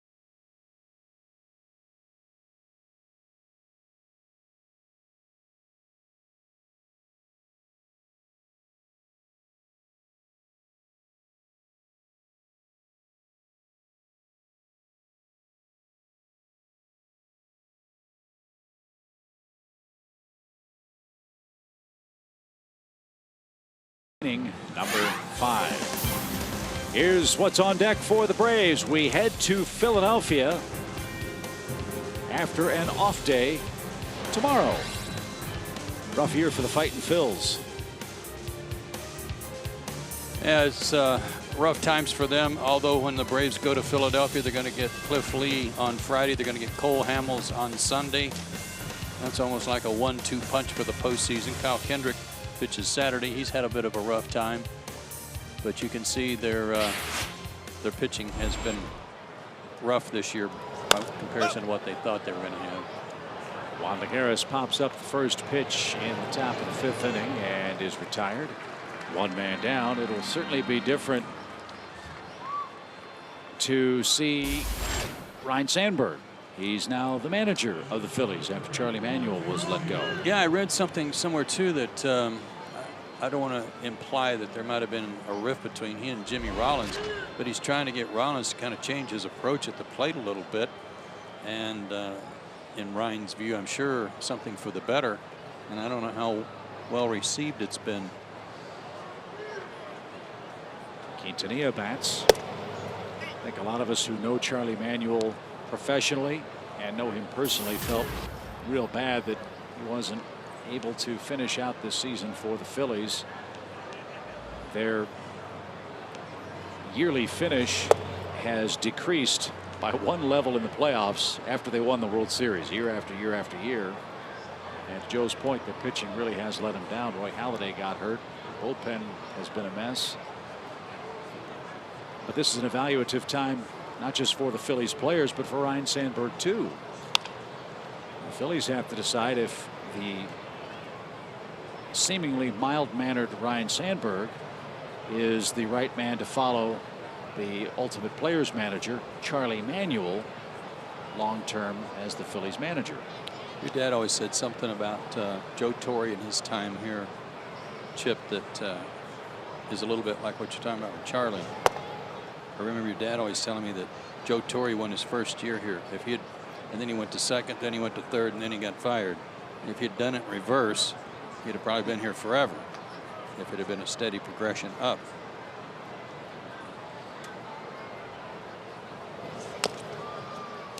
But baseball, as we know, is a very cruel business. Just watching the press conference where Ruben Amaro announced Charlie Manuel's dismissal and how emotional he was leads me to believe that that was not an easy decision for Ruben Amaro to make, but one that he felt needed to be made for the Phillies to turn the page and move on from the winningest manager in the history of the Philadelphia franchise. Wow. Tough decision. I think Joe, you mentioned, I think something that's really interesting, really telling actually about Ryne Sandberg. I had not heard that you mentioned he had talked to Jimmy Rollins about changing his approach. I was with Jimmy Rollins in the World Baseball Classic, and I would imagine that approach is quit looking for the long ball so much.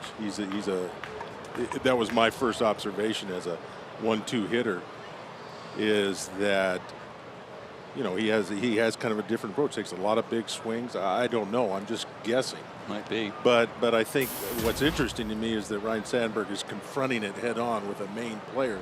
He wants him to change his game. I think that's pretty good. A good sign that, you know, Ryne isn't the most talkative guy, but he's going to address some issues that need to be addressed. And if there's one knock on Jimmy, that's what I've heard, is he's going for a long. It's a tough ballpark not to go for a long ball, but that's not his game. His game is getting on base. They're going to have plenty of power hitters in that lineup. So I think that's a good step for Ryne, for him to address that head on. 1 ball, 1 strike.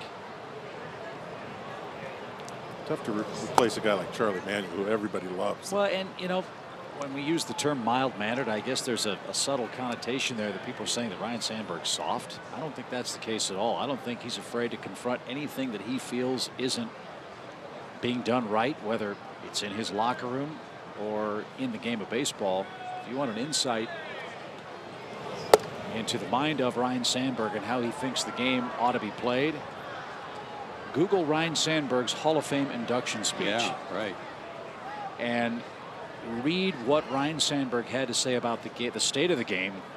I forget how many years it was ago, 6-7 years ago, and where the game is now, and see if he strikes a chord with you. I'm going to do that. G was trying to give the Braves an out, and Cameron Lowe just walked him. 2 on, nobody out, and that's going to be the last pitch of the day thrown for Cameron Lowe. He threw 102 of them in 4 1/3 innings. Freddie Garcia has been up. So Lowe walks 3 men. He allows 5 runs. The men on base are his responsibility. In fairness to him, didn't get a lot of defensive support in today's ball game either. But it's Freddie Garcia to follow in a 5-0 Mets game in the 5th.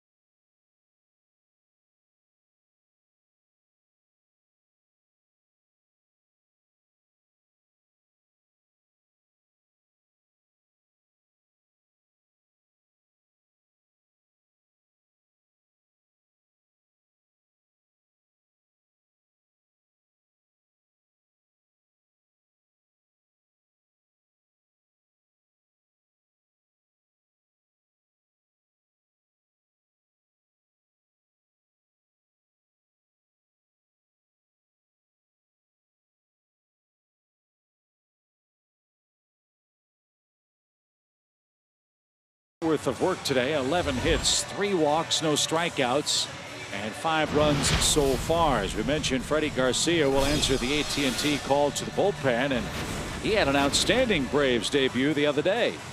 Yeah, long relief. Held the team at bay, even though the Braves were not able to catch up. 4 2/3 innings, a 3-hit shutout ball, 1 walk, 2 strikeouts.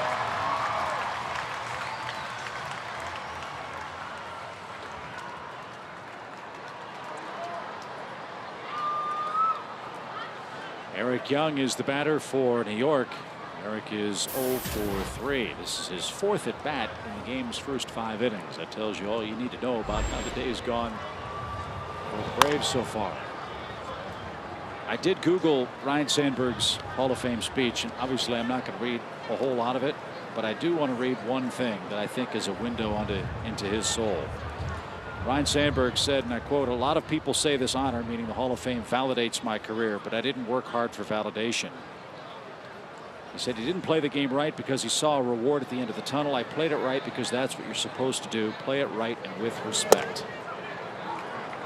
And remember, this is a man who played his career, most of his career, for the Cubs, and had a player who was at one point the face of the franchise who blew as many kisses to the camera as home runs he hit. That is the antithesis of Ryne Sandberg's personality. Be on time, play hard, play the game right.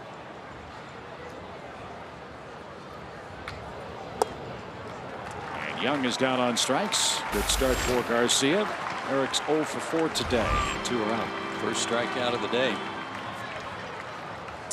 Well, it's good stuff. I'm sure Ryne Sandberg will do well up there. I wish him well, except for obviously against his division opponents, Atlanta Braves. But I enjoyed being able to play against him. Always respected him, and what a player he was. He's got Roy Halladay pitching for him tonight against the Nationals. Jordan Zimmerman goes for Washington.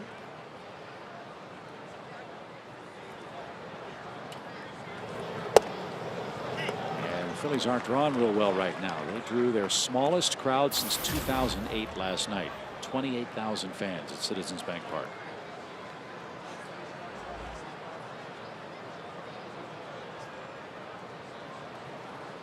Oh, 1 to Murphy.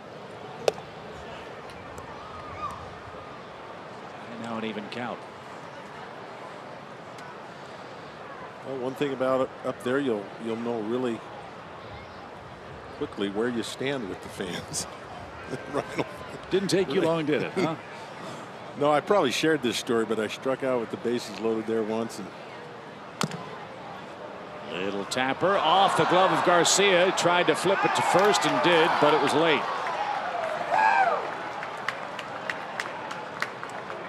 Infield hit for Murphy. Murphy's getting them all kinds of ways, isn't he? Yes, he is. When you're hot, you're hot. Yes. I want to hear this story. Well, I struck out with the bases loaded, and I'm out there in right field warming up, and there's some guy just wearing me out. And, you know, I don't like to look in the stands, but I just finally looked out there, and, you know, I looked at him and said, yeah, whatever. And then I did a double take, and he started walking, and I just happened to pick him up. We didn't have very many people there that night. And I noticed where he sat. He walked all the way back to his seat. He was sitting behind home plate. Between innings, he got up out of his seat and came all the way out to right field to yell at you? To yell at me, and then walked all the way back. I said, man alive, welcome to Philadelphia. They're going to let me know.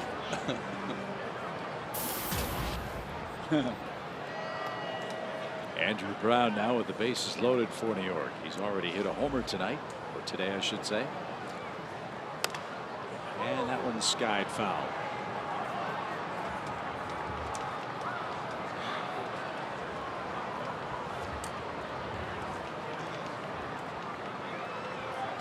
Need to find that clock. Need to mount that 20-second clock here somewhere.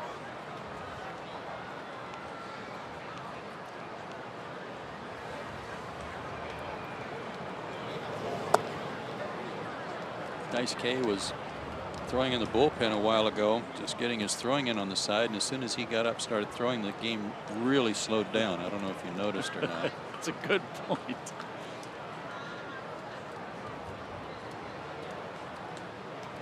One ball, one strike.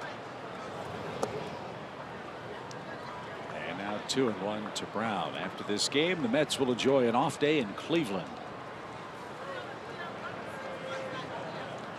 3 with the Tribe Friday, Saturday night, Sunday afternoon. Then they're home for 4 with Washington and 3 with the Marlins.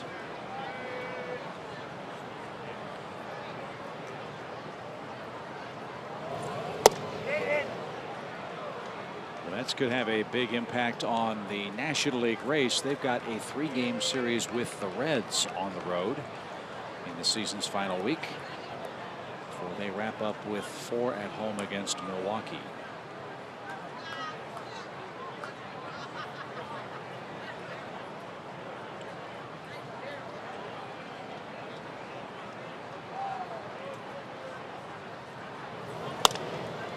Down the line, foul by Brown. We'll do it again.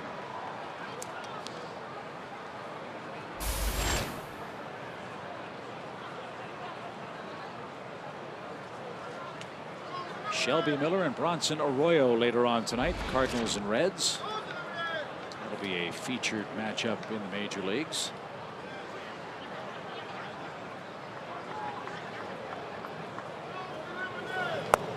And Brown went around and is struck out. Good work by Garcia. A couple of strikeouts to bail out Cameron Lowe and the Braves in the 5th. When we come back, Tom Hart will break down Craig Kimbrel's pace. He ranks with the greats among elite closers in big league baseball.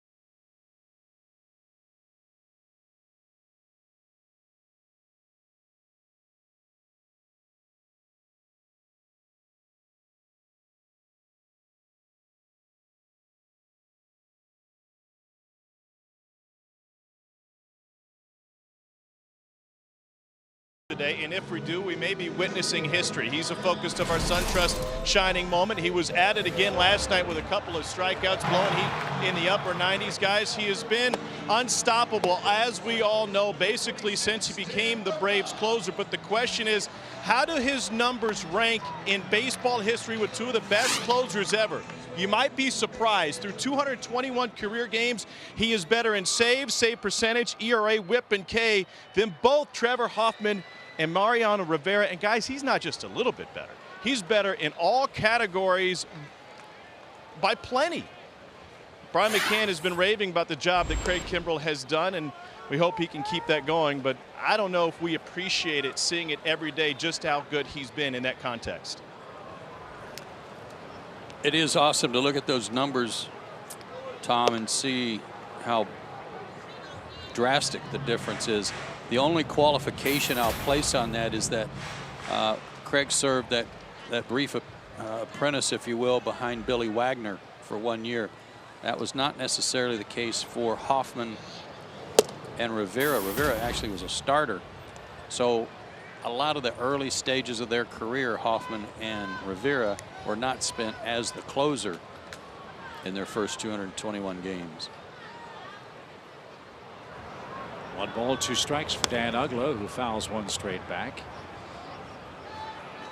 As the Braves continue this march toward the division championship and perhaps a march toward 100 wins this year, Kimbrel with 34 consecutive saves and 44 saves this year, and 1 run allowed in his last 44 innings.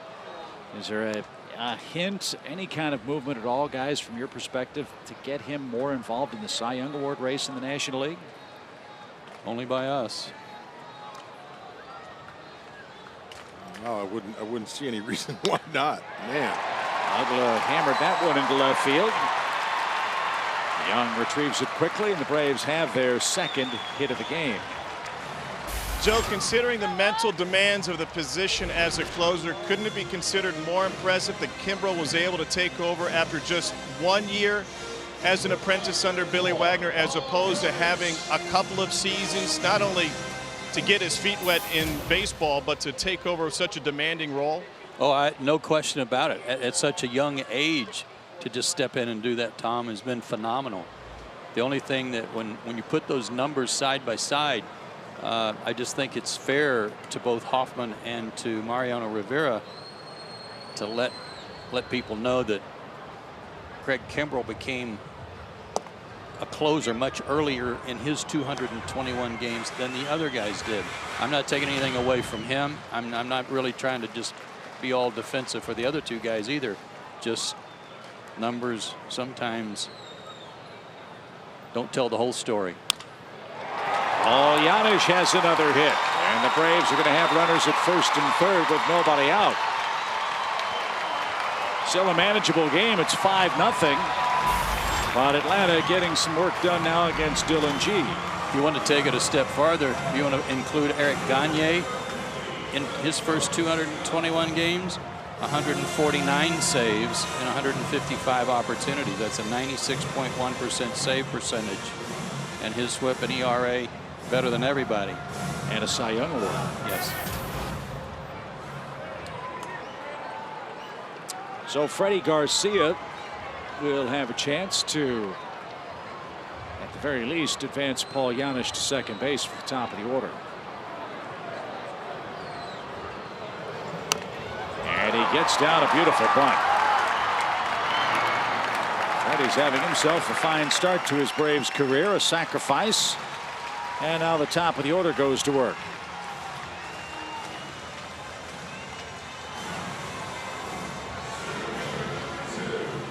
Three-4 on the sacrifice. Oh, no, it's fine.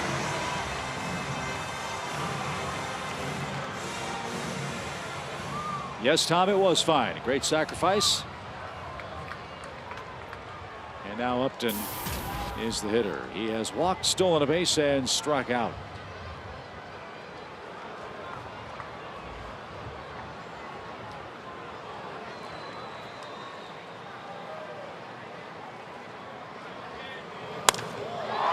BJ jumps on the first pitch. Lagares streaks back toward right center field, and Brown cuts him off and makes the grab. Tagging from 3rd and scoring will be Uggla. Janisch moves up 90 feet, and Upton drives home his 26th man with a sacrifice fly. The Braves are on the board.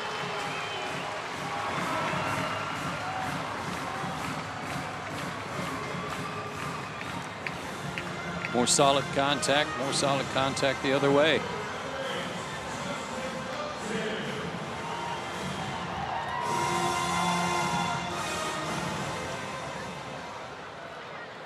Well, a long one here from Justin, and we got ourselves game. He has flied out to center twice.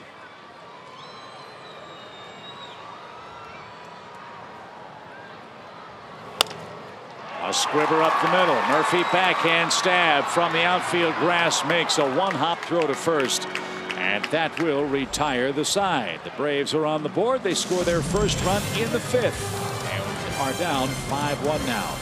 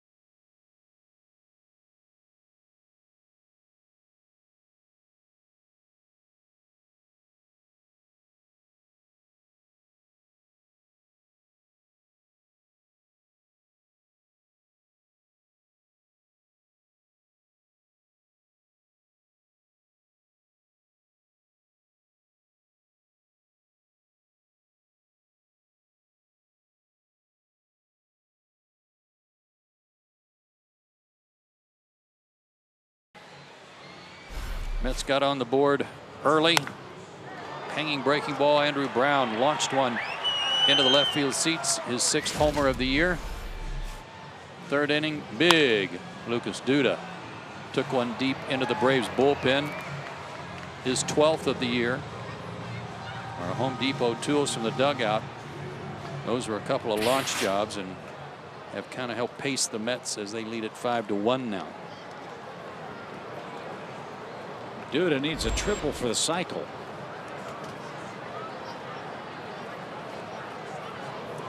Double came in the 1st inning. Joe showed you the homer in the 3rd. He singled last time up. Lucas has added 9 points to his batting average. He's up to 249.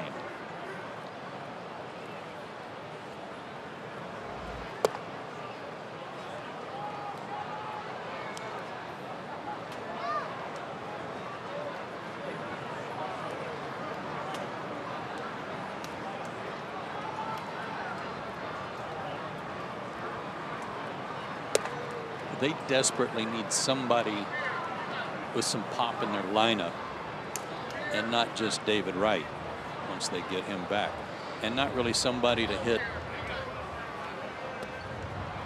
3rd, maybe even 4th. They need somebody like Duda to maybe next year be down somewhere in the 6th spot in the order. They can add another player or two that can protect David Wright. The Mets payroll this year, according to USA Today, was around $73 million at the start of the season. 24, almost 25 million of that belongs to Johan Santana. Jason Bay's money is on their roster this year. I believe this is the last year of that contract, as Garcia takes one off the shins but gets Duda for the 1st out. They've traded away John Buck. I don't think they have to pay Frank Francisco past this year. He's on the books at $6.5 million. They have to decide whether to keep Ike Davis or non-tender him. He's making $3 million. And then you have some players like Marlon Byrd, who signed for very reasonable dollars, who've also been moved off the roster. So they're in New York. They have a huge TV contract. Yes, they have the Madoff liabilities that they're still contending with. But you would think the Mets would have a lot of money to go out in free agency if they wanted to spend it to add that bat and more to this ball club. I don't know all the certainly not privy to all their financial issues over the long-term ramifications of the Madoff situation, but there really doesn't seem to be any excuse beyond that for this team not to have a big payroll in New York and have a contending ball club. In 2009, their opening day payroll, according to Baseball America, was $149 million. Is that right? It was $93 million last year, $73 million this year, and they've lost about $1 million per year in attendance over that stretch. To 3rd, Elliott Johnson backhands and fires across in time to get Turner 2 out. So that's not surprising. Payroll goes down. Interest. Quality of team goes down. Interest goes down. Yet Terry Collins and the Mets have played shorthanded all year and have played very competitively, in large part in the 2nd half, because of what every team wants to have: good, young, inexpensive starting pitching. Losing Matt Harvey obviously was a big blow for them, and it's undetermined, I should say, as to whether Harvey's going to have the Tommy John or try to let the partially torn ligament repair itself. And I got to question the delay on that. Why would there be any delay to make a decision? I mean, unless the decision's been made that he's not going to have the surgery and is going to come back in spring training next year. Yeah, except that Matt Harvey, I mean, everybody knows what Matt Harvey had for lunch yesterday. You'd think we'd have heard. I haven't heard anything. That's exactly right, Murph. I mean, and that's okay, because I think the guy's phenomenal and he's in New York. You'd think, I don't know, I've just always felt that as soon as something happens to a player, you got to make a decision. I mean, as far as injuries are concerned, I see guys get hurt and they say, well, I'm going to have surgery sometime in December. I'm like, no, you have it the day after the last game of the season, so you can be ready earlier. Don't wait. And I know there's some ramifications, but for Matt Harvey, to me, if I were the Mets, I'd like, let's make a decision right now. I don't know. They're probably really reluctant to cut on him, but it seems partially torn, yeah, right? Yeah, that's the term that I think is hanging everybody up, but it's not a full tear. So if it is possible for Harvey to not have the operation, then he could be ready to go early in the season for the Mets, and he pitches until he either injures the elbow again or it stays healthy and he gets through the whole season. That's the roll of the dice that I'm sure the Mets are contemplating as we contemplate the bottom of inning number 6.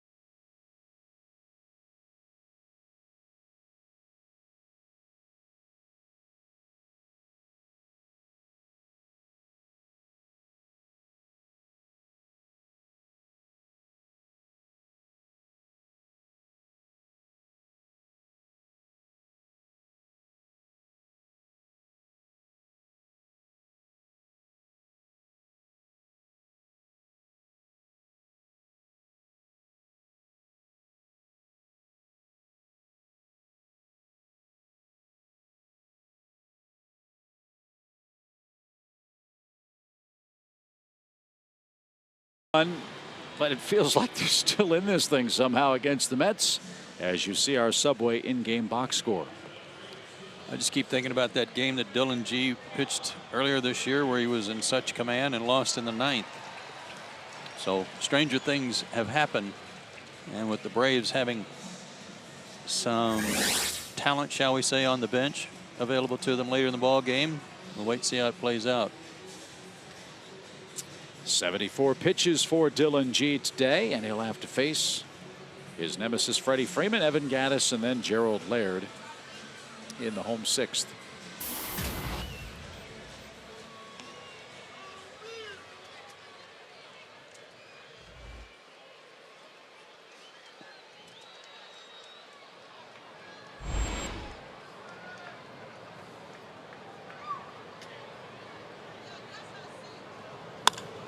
Freddie jumps on the first pitch and drives this one to left center field. Lagares drifts back to the warning track and makes the play, looking right up into the sun.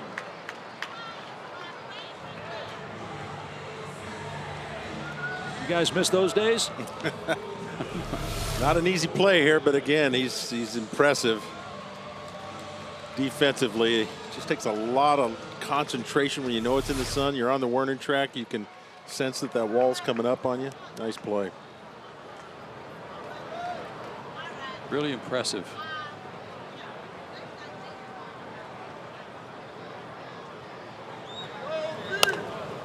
And Gattis pops one back foul. And just above the radio booth. Juan Lagares is one of those guys that he at least what we've seen so far, he plays such a good center field. If he hits 250, then that's a bonus. And he's hitting 270 coming into the game tonight, this afternoon. We've seen him in limited action, Joe, and we've seen him play right field too. Do you, as a former outfielder, have a preference for where Lagares plays for the Mets? He's my center fielder until Den Decker shows me something different. The chance for Jim Powell and Don Sutton. But overhead. 0-2.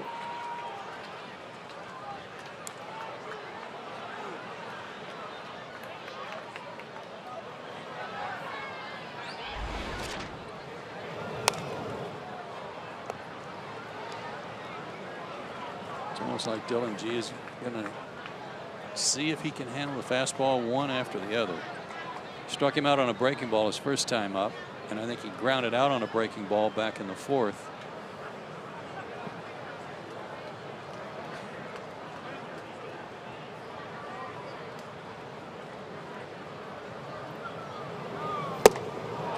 And got him with a breaking ball here in the sixth.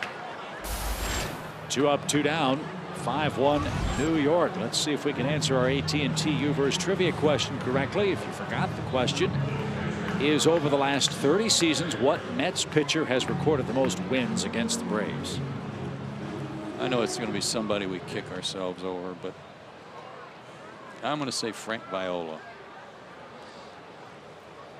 Well, I had Johan Santana or Leiter. I'm going to say Leiter. It's a good call. I'm going Dwight Good. Dr. K. Let's see if we're right. I said him. I said him. Yes, you did. Working the game today with Harry Cohen.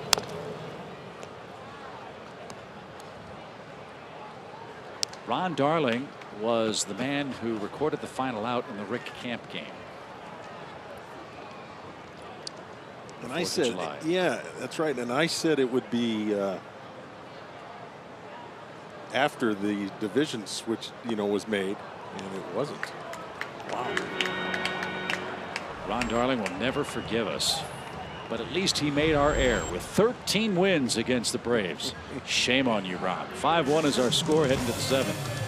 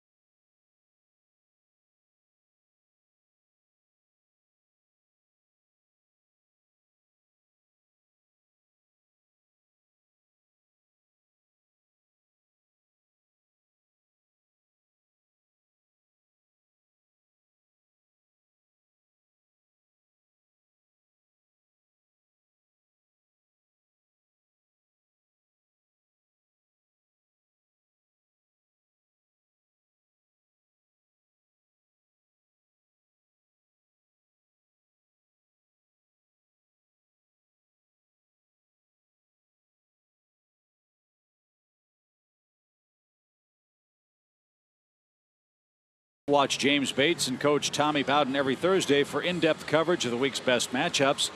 You can catch the new college football show tomorrow at 7 on Fox Sports South. And we promise, with Dale Murphy in the booth, there'll be plenty of Utes coverage on this week's episode. Good stuff.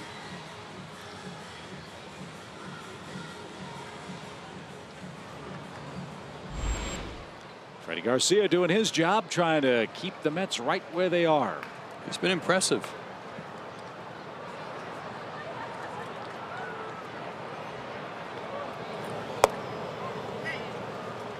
Yeah, he has. How many appearances has he had? This is the second one, and he's at 5 2/3, 6 1/3 innings of shutout ball.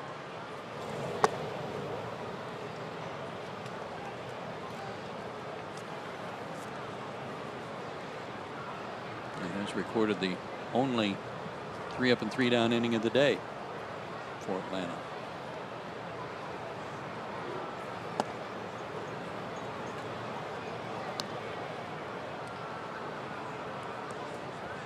Mentioned Freddie's baseball pedigree a couple of nights ago. He was originally a Houston Astro. As Lagares drives one down the line foul and into the seats. But in 1998, Houston went for it in a big way. They traded John Halama, Carlos Guillen, and Freddie Garcia to the Seattle Mariners for Randy Johnson.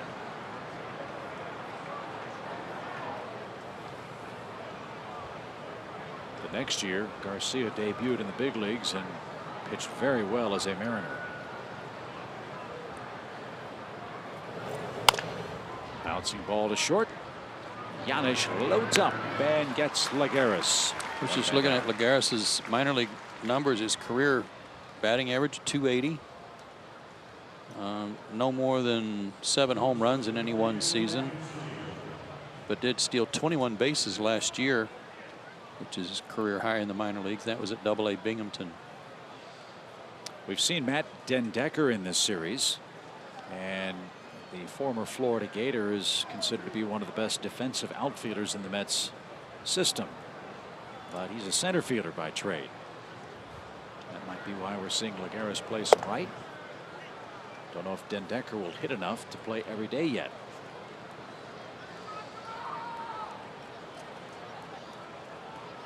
Omar Quintanilla has singled, walked, and grounded out. Well, Den Decker with a nice play last night. Nice sliding catch to his left, playing center field. Well, they're going to get a chance to see how he swings the bat at this level.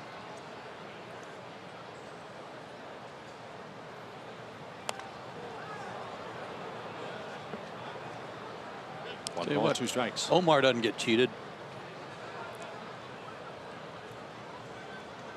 The Q dog is up there hacking.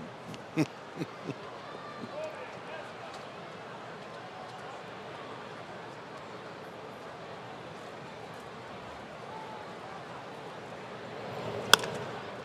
he hacks towards second. The Q dog is out number 2. All year long, Braves baseball on Sports South is being presented by Academy Sports and Outdoors. The right stuff, the low price every day. Joe, Murph, Tom, and Chip with you from the TED. Mets enjoy a 5-1 lead, and Dylan G's the hitter.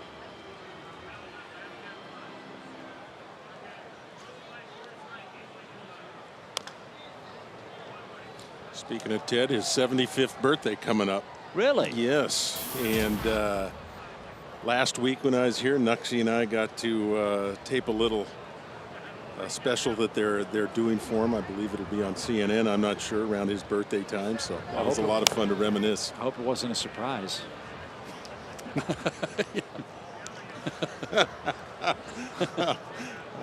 Oops.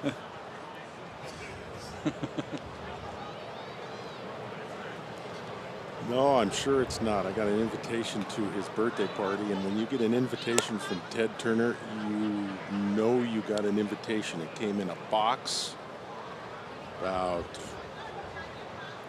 the size of a bread box, a wooden box made especially for a snow globe of Ted. Is that what you call those things? Uh-huh. About twice as big as your typical snow globe with him. Looking like he's in Montana. You shake it up, snow, it's got a little thing you're invited to. I'm like, gee whiz. No, it's incredible. That's an invitation. Yeah, it was amazing.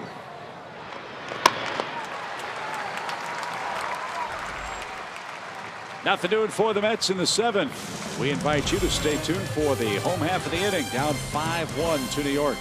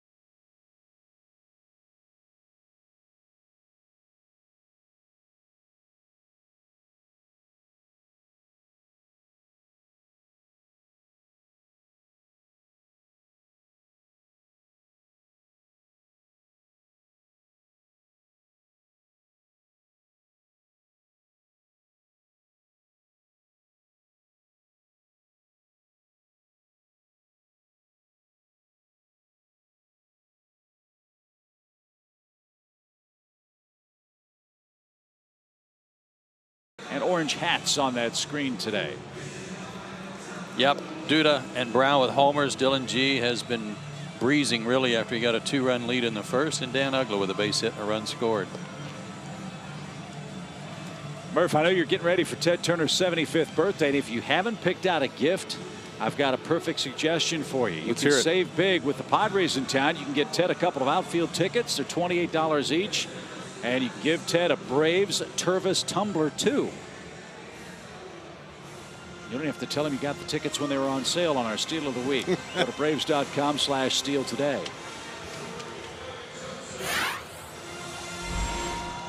Good idea. I think I'll do it. So you had to tape something with, with Phil Niekro? With Phil, it was a lot of fun. Just reminiscing about the early days. One of the things that came up a lot was the day Ted managed. And I actually was not here. I got called up. That was 77, I believe. Dave Bristol was managing, and Ted went to Dave and said, I want to see firsthand what's going on with this ball club, so I'm going to manage for the day, take the day off. And Nuxie was pitching that day, and he went up to Ted. I think it was in Pittsburgh. And Ted said, Nuxie said to Ted, where am I going to hit today? Where in the lineup can I hit? And Ted said, I just hit wherever you want to. And Nuxie goes, really? I can hit fourth? And Ted said, yeah, it doesn't matter, does it, the way we're playing? There was some truth to that, wasn't there? And Phil told him, I don't think so, Ted. I don't think you better hit in fourth. Oh, funny days. When I was a kid, I remember at the old ballpark as Elliott Johnson squibs one towards short. Quintanilla throws late to first. Infield hit. And there's a start in the 7th for the Braves. Elliott Johnson 1 for 3. They had a world famous ostrich race. Dad, Ernie, Pete, and I think Ted Turner were the contestants. They had racing silks for all 4 competitors. There's a visual. Let's just say it didn't matter what color Dad wore, you knew who he was. There's a great picture of those guys. I think my favorite was of Ernie. He had kind of a funny look on his face with his silk hat turned sideways. And it was absolute chaos. They had the little, I don't know what you call the carriages, but basically a bench seat and bicycle tires. Oh, yeah. Okay. And they had the prongs of the cart in a harness that was pulled by the ostrich. And the only way you could make the ostrich turn was with a broom. And no, you didn't swat the ostrich with the broom. You had to hold the broom on the opposite side of his head from which way you wanted to turn. So if you wanted to turn left, you held the broom on the right side of the ostrich's head. Well, I'm sure that worked real well. I think Pete was the one that told me that, and I may have this backwards, but you could get them going pretty easily. But you couldn't, nobody told them how to get them to stop. They were it was like a 20-car pileup in a NASCAR race. It was chaos. Well, it wasn't a good commentary when that was more entertaining than the baseball we were playing. Didn't Ted have a contest too where, I can't remember the story. I wish Pete were here. He would remember. But where he pushed a ball up the line with his nose. Yeah, with Nuxie, I wasn't here for that, but Nuxie talked about it. It was, you had to push the ball from home plate on the ground with your nose. Tug McGraw pushed it from home to third, and Ted pushed it from home to first on all fours. Ted's nose was a bloody mess afterwards. Was it really? Because he was trying so hard. I mean, it's just really, he didn't want to lose at anything. Definitely didn't want to lose the old pushing the ball down the line contest. Yeah, who needs the America's Cup? 2 balls, 2 strikes. Is the count. Johnson's running, and a bouncing ball foul off Uggla's bat. Well, I got called up in '76, so we're struggling, and Ted had just bought the team, what, 75? I can't remember exactly, but we actually sat pre-game in the clubhouse, and Ted got out. Okay, this is the day and age we were playing a movie projector, and put on a movie about him and his America's Cup successes. Ooh. And how was that received? Well, it was odd. I mean, we're watching this, but his whole point was, you know, I got his point is, and he was a winner, a competitor, and would not stand for losing, and that's what he wanted to get across to us was, look, I did this, you guys can do it here. I was worried there for a second. Johnson runs again, and a mile-high pop down the left field line. Young in fair ground makes the catch for out number 1. I have this horrible vision of the scene from The Natural where Ted Turner's standing up there like the psychologist with the team. Losing is a disease. But it wasn't like that. Well, no, I mean, it was, yeah, obviously. I was just a kid. I was like, okay, I don't know what the veterans were saying to themselves, but, you know, Ted was influential, obviously. He was involved. He wanted to win. He couldn't stand losing.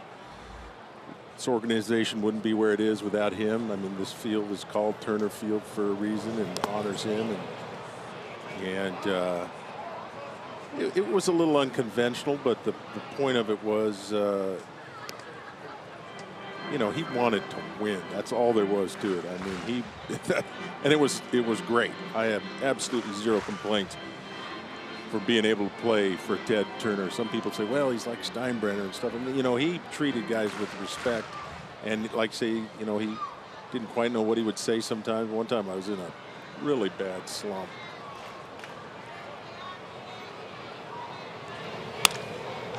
Giannis to center. Lagares is there, 2 out.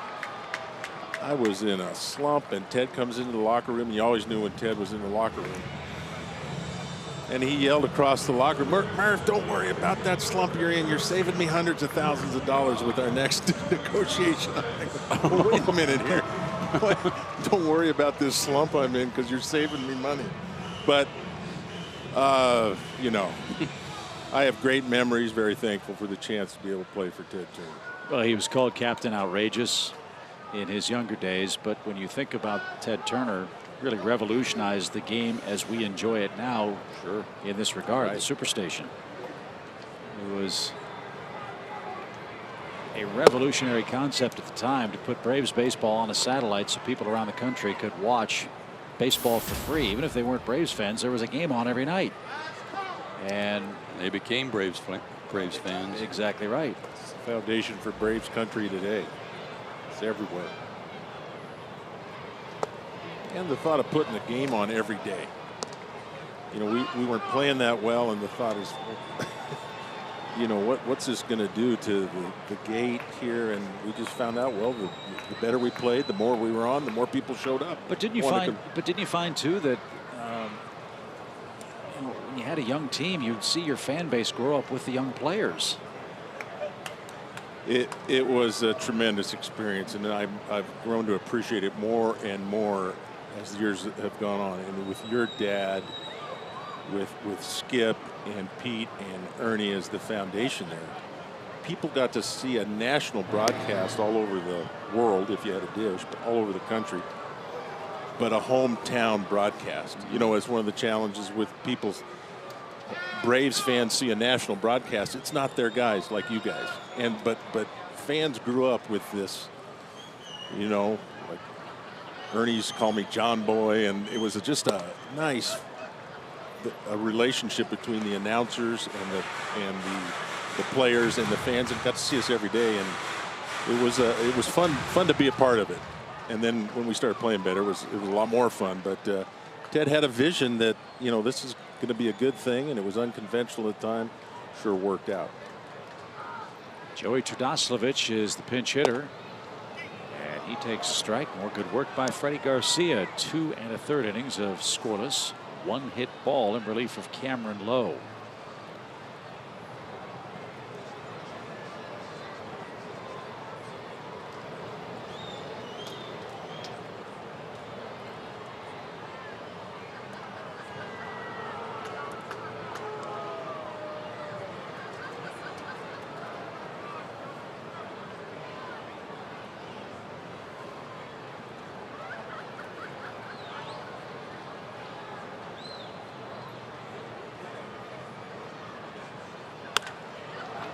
Little pop shallow center. Murphy on a dead run to center, but Lagares has been everywhere in the pasture today. And Turdoslavich and the Braves are out of luck in the home 7. 5-1 is your score. New York has the big lead.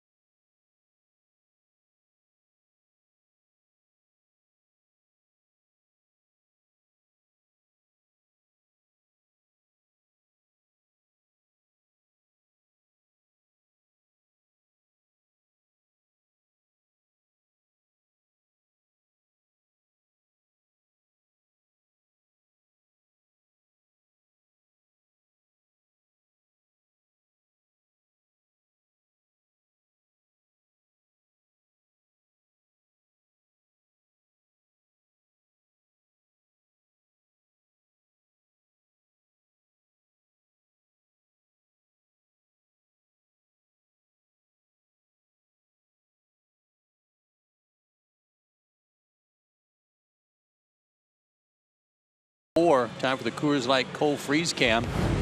Freddie Freeman launched one in the first inning, and it wasn't a hit. It was charged in error, as it should have been, off the glove of Eric Young, who had a little trouble corralling it.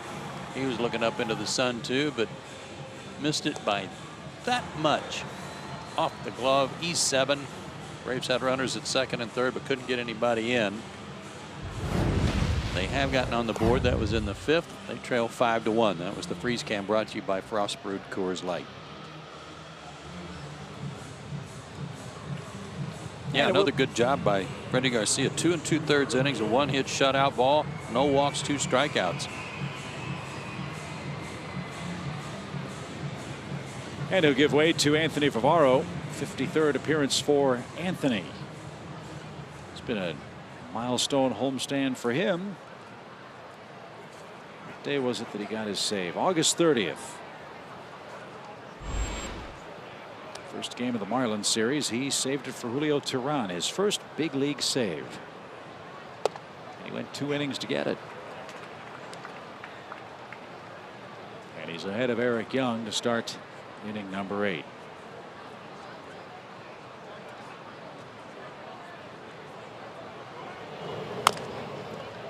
A comebacker. Young is the first out. Look at Eric hustle down the line. You know, you're talking about coming from a good family and learning how to play the game right from his dad, Dale. Yep. Comebacker to the mound. That's frustrating as a hitter. But look at him go. My grandfather used to always say, they pay you to run hard 4 times a game. And Young did. Good for him. Daniel Murphy has a couple of hits. He's also scored a run. He'll have a 9-game hitting streak headed toward the weekend and Cleveland, where the Mets play next. And Murphy takes a strike. Eric Young will forever be remembered as the guy who stepped on Tim Hudson and broke his ankle. He'll also be remembered as the guy that stood there next to Tim, tears rolling down his cheek, apologizing for it too, and very upset. It was quite a scene by how that happened. Fly ball center. BJ will drift back a step or 2. And Murphy makes out number 2. Delta Airlines, a proud sponsor of the Atlanta Braves. We'll head on our Delta charter and head to Philadelphia next. 3 with the Phillies, 4 with the Marlins. You guys have a safe trip. I'll be on my Delta flight back to Salt Lake City. First cabin. Check that out. Hope so. It's a long flight. I'm just hopeful I get on the right plane at the right time. That'd be good. No diesel in the engines. Jet fuel. There you go. Andrew Brown got his day off to a rip-roaring start. A 2-run homer. He's 0 for 3 since.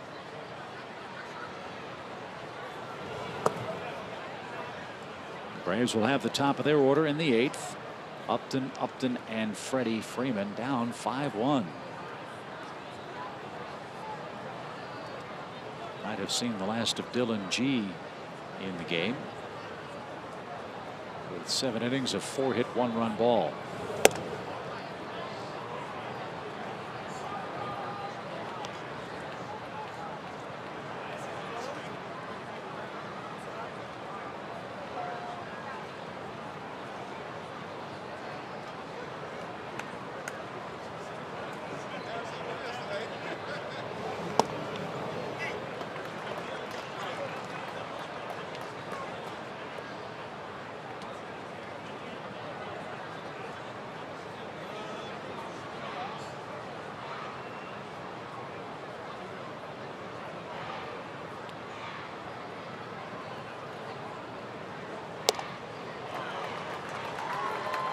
Good fastball. Brown missed it. Full count.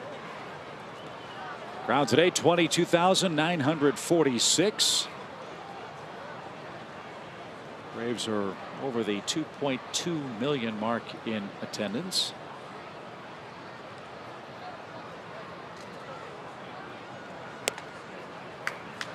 And Brown's board with a 2-out walk.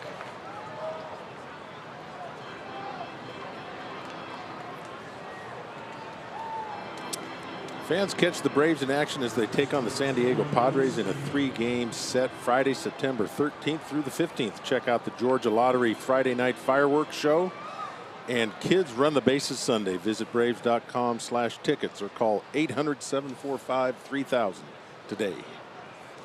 You know, the 13 of the next 16 games are on the road for Atlanta.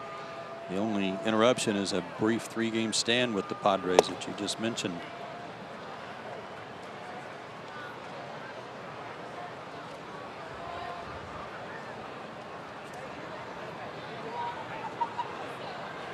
This is Lucas Duda, still looking for the triple and the cycle.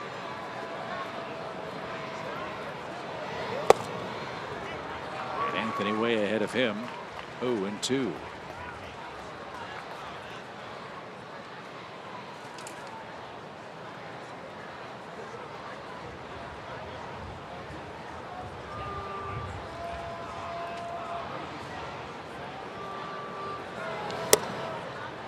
Way high, a ball and 2 strikes. Interesting note around the minor leagues. Much has been made of the disappointing season of the Houston Astros. They have 6 minor league teams in the playoffs this year. Is that right? Congratulations to them.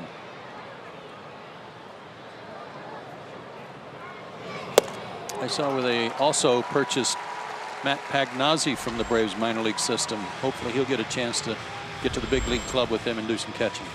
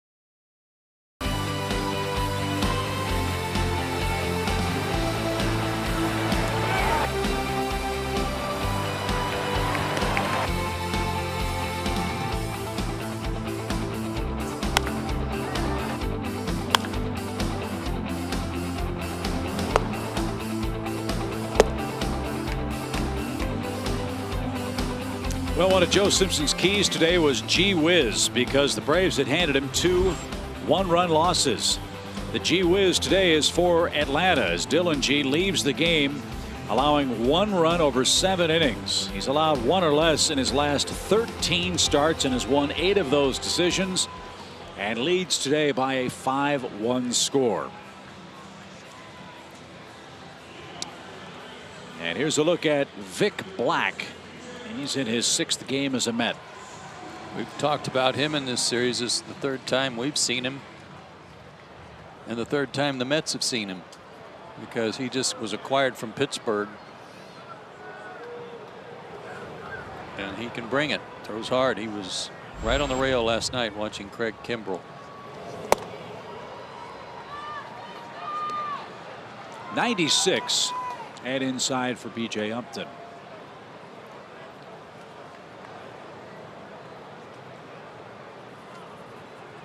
Thought that was a real interesting shot of him last night. Top step watching Craig Kimbrel. Popped up. Duda in foul ground at first. And he's got it for the first out. Black does something interesting before he releases the baseball. He plays patty cake with the glove. Yeah, you see it every once in a while. I can't come up with who else does it, but you'll see him here. He taps the glove with the ball. You don't see that all the time. Guys making contact again after they go into the windup, but it works for him. It's kind of like a quarterback. Sometimes you see him tapping the ball with their other hand prior to throwing. Kind of a timing thing, I guess, or just a rhythm thing. If it helps him throw 96 and above, do it. Wonder if he'll end up being the Mets closer. Bobby Parnell's been hurting for New York.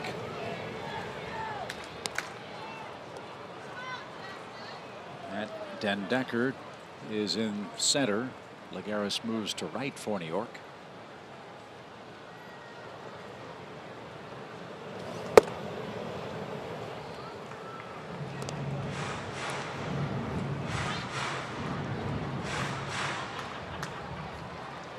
Justin Upton 0 for 3. The Mets made a couple of good plays defensively. Lagares got him in the 1st on a pop up to center. Murphy retired him in the 5th. And another pop. This one is short. And Quintanilla makes the one-handed grab. 2 out. After our game, we will have Braves Live for you. It's, as always, presented by AT&T.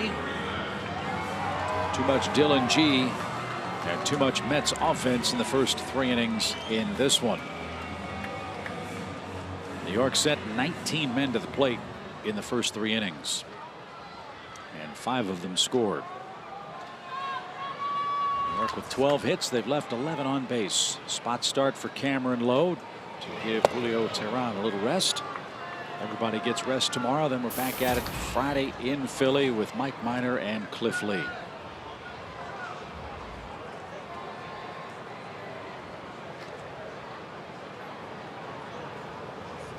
Swing and a drive, belted deep right by Freddie Freeman.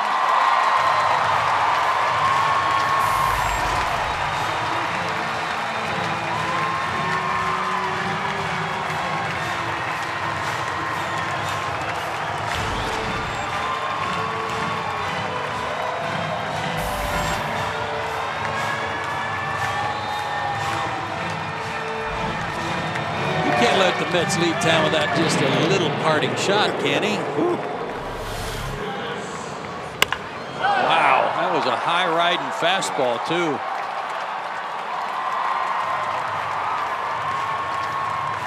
Man, was it loud. How about the kids in right? Nobody scattered. I mean, they were going right after that long home run. And one of them came up with the baseball. Check this out. There was no get out of the way.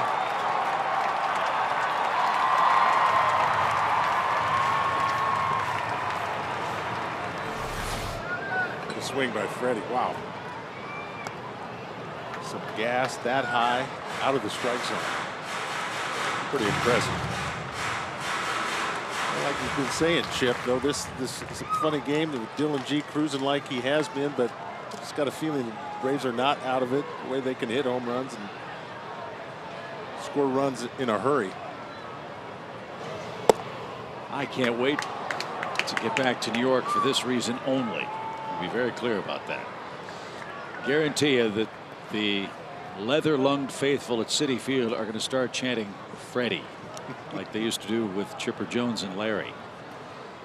6 homers, 17 RBIs for Freeman this year alone against Mets pitching. And now Gaddis turns around a 96-mile-an-hour fastball, and he has a 2-out double.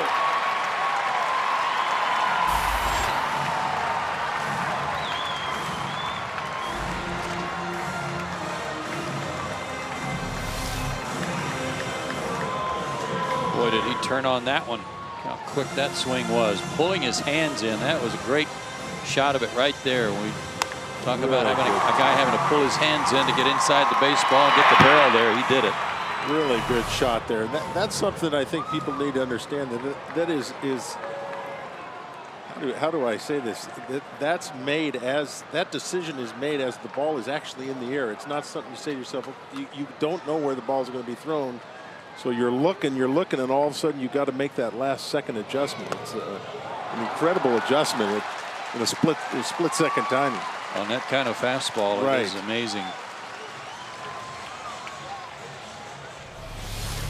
So this is an adjustment. Look at where his hands are. The ball, at the last second, he sees that ball's inside. So you bring your hands in to get the barrel of the bat on the ball instead of coming around it and pulling it foul, like we talked about Dan Uggla's doing a little bit too much. But you bring your hands in and get that barrel on the bat, keep it fair. I want to show you something on that too, Dale. Watch the angle of his bat and how close it comes to his shoulder right here once he has to pull his hands in. Look at this. See right there? His bat was almost touching his shoulder. He pulled his hands so far in. That's an interesting shot right there. Well, in golf, they talk about lag. You got to don't get that club head out in front of your hands. You'll duck hook it or overcompensate and push it to the right. And that's the same thing you do there. You bring your hands in. You still got that bat back there. The bat's going to come through because of the torque. Just let it come through, but it won't come through without good positioning of the hands like that. Gerald Laird pops up to first. Speaking of lag, you got to see Chip. He can really lag. I'm a lollygagger. Or a lollylagger, whichever way you want to call it. Freddie Freeman, a rip job. Big home run. It's 5-2 after 8.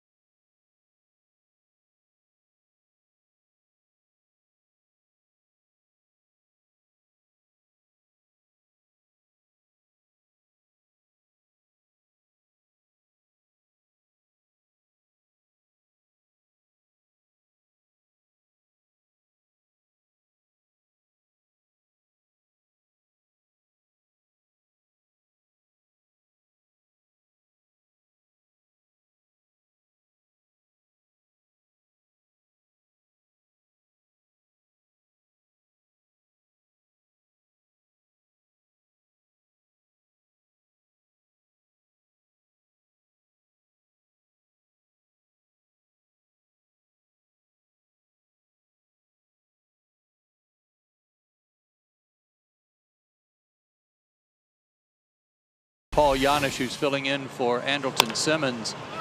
How about this play in the hole? Popped up. Got his man. Now to his left. Got up quickly. Got his man. A couple of good plays. for Paul Janisch in there at shortstop today. By the way, with McCann, Chris Johnson, Simmons, and Schaefer all getting the day off today. I mean, that's 2 days off because of the off day tomorrow. That's going to work out real well for them going into Philly. Those guys that needed a day off. Jordan's birthday is 27th today, and Andrelton's birthday also is 24th. Happy birthday to those gentlemen. Happy birthday, guys. You know, looking at Paul Janisch make those plays, those are tough plays playing every day. But when you're not playing every day, they're just exceptional. To make them look that easy.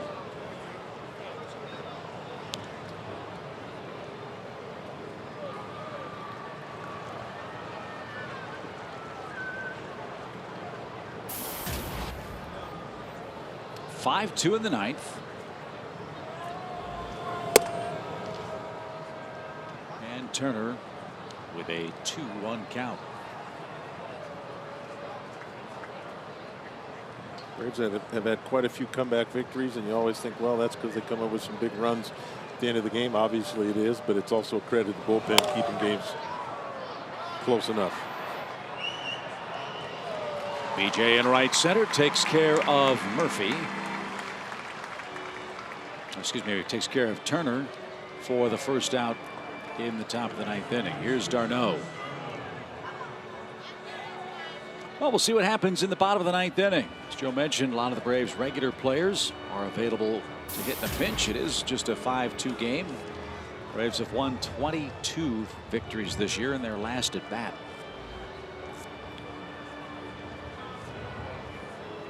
See if Black continues on or if New York goes elsewhere to try to finish off the game. And Travis down a strike. It's 0-1.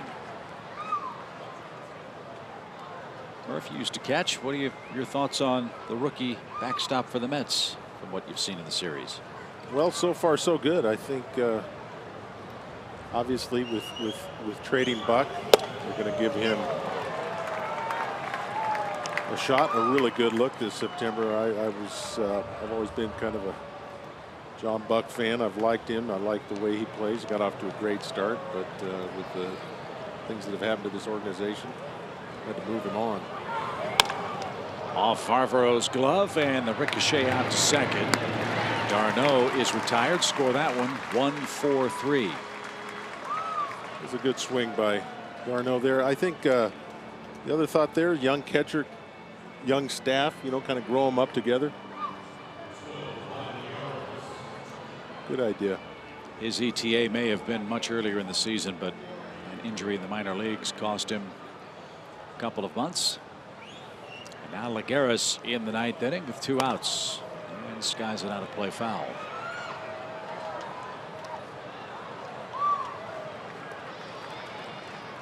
Lagares started the day in center. He'll finish the game in right field.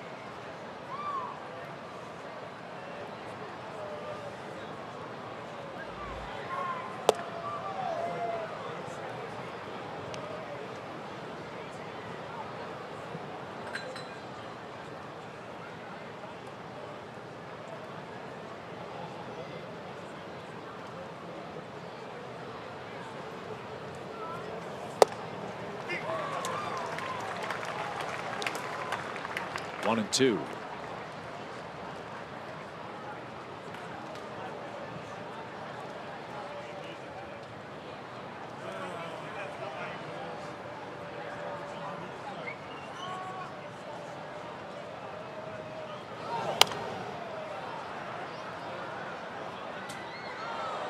And we'll do it again. Well, this is our final game of the year against the Mets.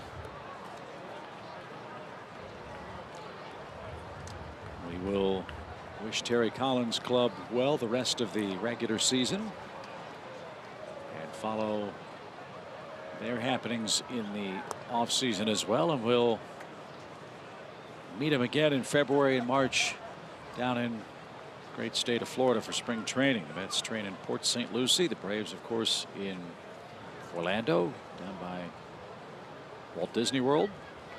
So talk about the Nationals moving in between the two. They're still trying to work out a deal with Kissimmee right across from the Astros spring training site. Nothing concluded there, nor has this game been concluded in Atlanta. Last chance for the Braves, down 3 runs. It's a 5-2 Mets lead.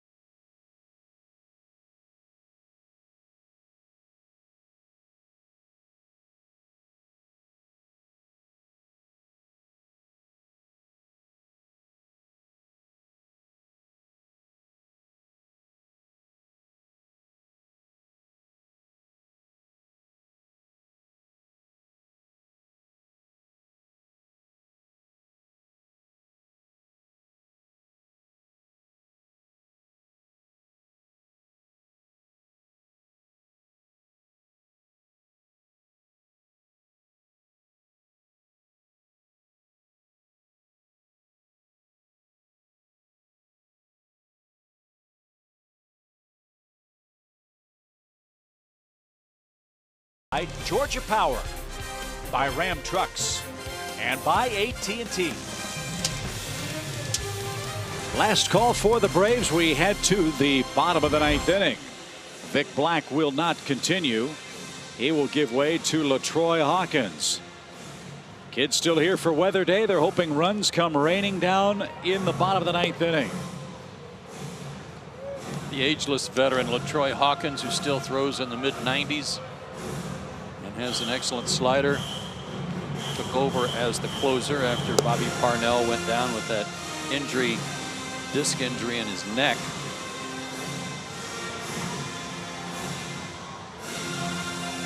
He's got an interesting move at times, Dale.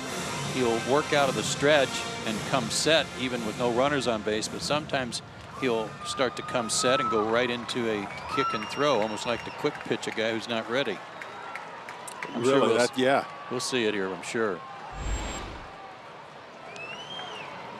Elliott Johnson gets things started for the Braves with a 1-for-3 day working. So sometimes he'll come set, but won't come set. He'll just continue on. He'll like his hands will start to come down, and he'll just keep going like a windup. With so many guys doing leg kicks nowadays, it's a good idea to disrupt that timing. That's a fair ball down the left field line. Somehow Johnson kept that ball fair. And an excellent start. Here come the Braves. Told you 22 last at bat wins. They're still very much alive, down 3 runs today. Yep, here we go. Buckle up. Fastball just took it the other way. Turner playing in close, no chance. Good flat swing by Elliott. No dip to that. Going to hit it on the ground somewhere with that speed. That's the kind of swing you want. Dan Uggla has a hit and a run scored. He's also flied to left twice. And here's where the Braves bench could have a very big impact on this game. The bottom part of the lineup card. We've already seen Black. They've got their closer on the mound. You've got Andrelton Simmons in the on-deck circle with a lot of other Thunder available.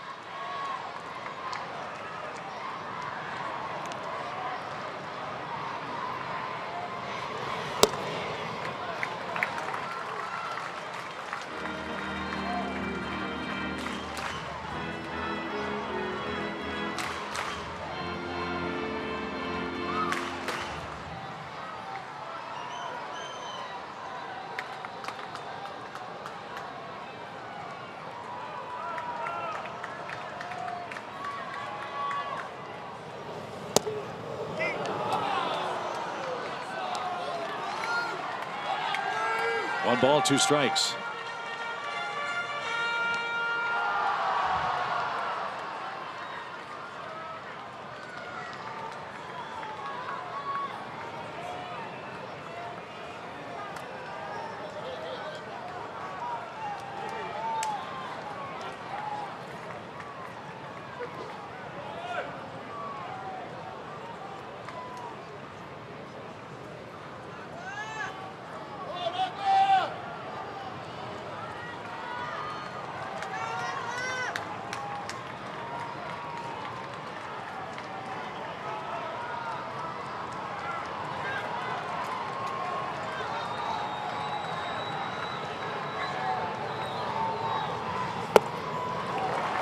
Good eye, even count. Need one more base runner. Bring the tying run to the plate.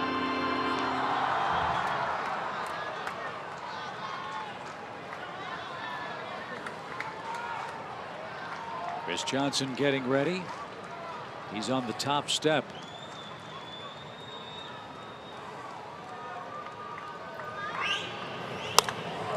Popped up. Darno in foul ground. He'll give way to Turner, and there's the first out.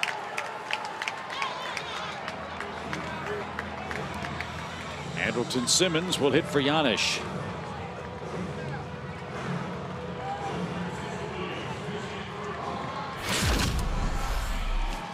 Andrelton had the big hit last night right after Gaddis had tied the game with a homer. And then a walk. A 2-run shot by Andrelton was the game winner. He's had a real strong 2-week run for the Braves. He hits for Giannis, whose day ends with a 2-for-3 batting line. First pinch hit appearance for him this year.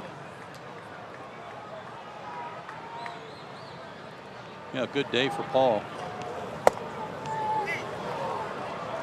Couple of hits, a couple of real good plays defensively.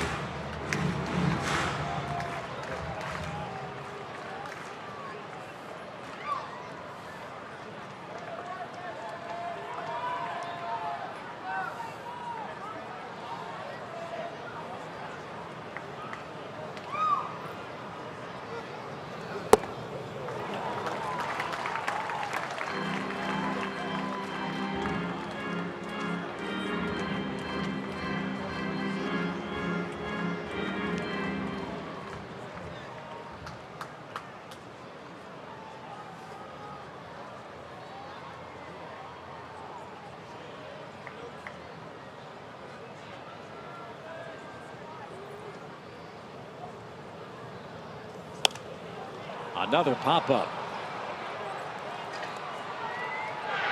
Quintanilla at short. This game sponsored by Pop-Tarts. It seems to be the only way the Braves can make an out. Last 5 outs have all been pop-ups on the infield. 4 of them. 3 of them in foul territory. So Chris Johnson, the final hope for Atlanta. He'll try to keep it alive for the top of the order. Chris at .331 for the year. 3 points ahead of Michael Kadire of Colorado.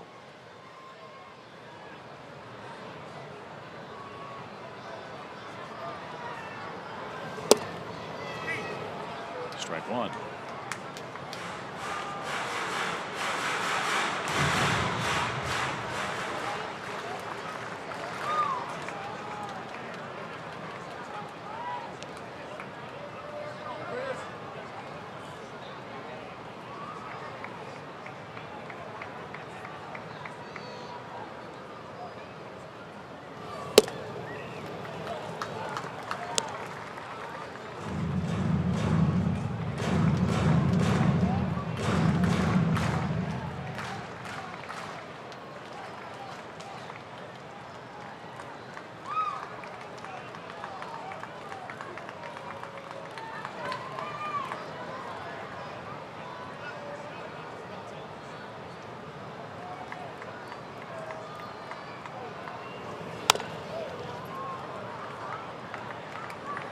2 strikes now for Chris Johnson.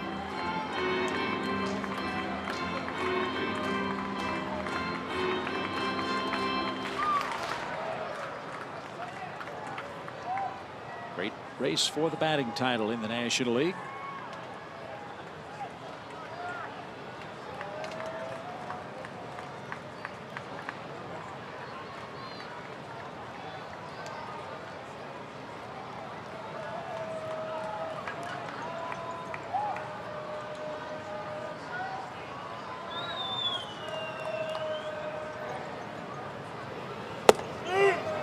And that's at the knees, a called 3rd strike.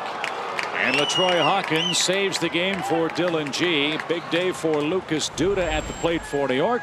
3 hits, including a long homer in the 3rd inning as the Mets avoid a sweep. And they beat the Braves 5-2.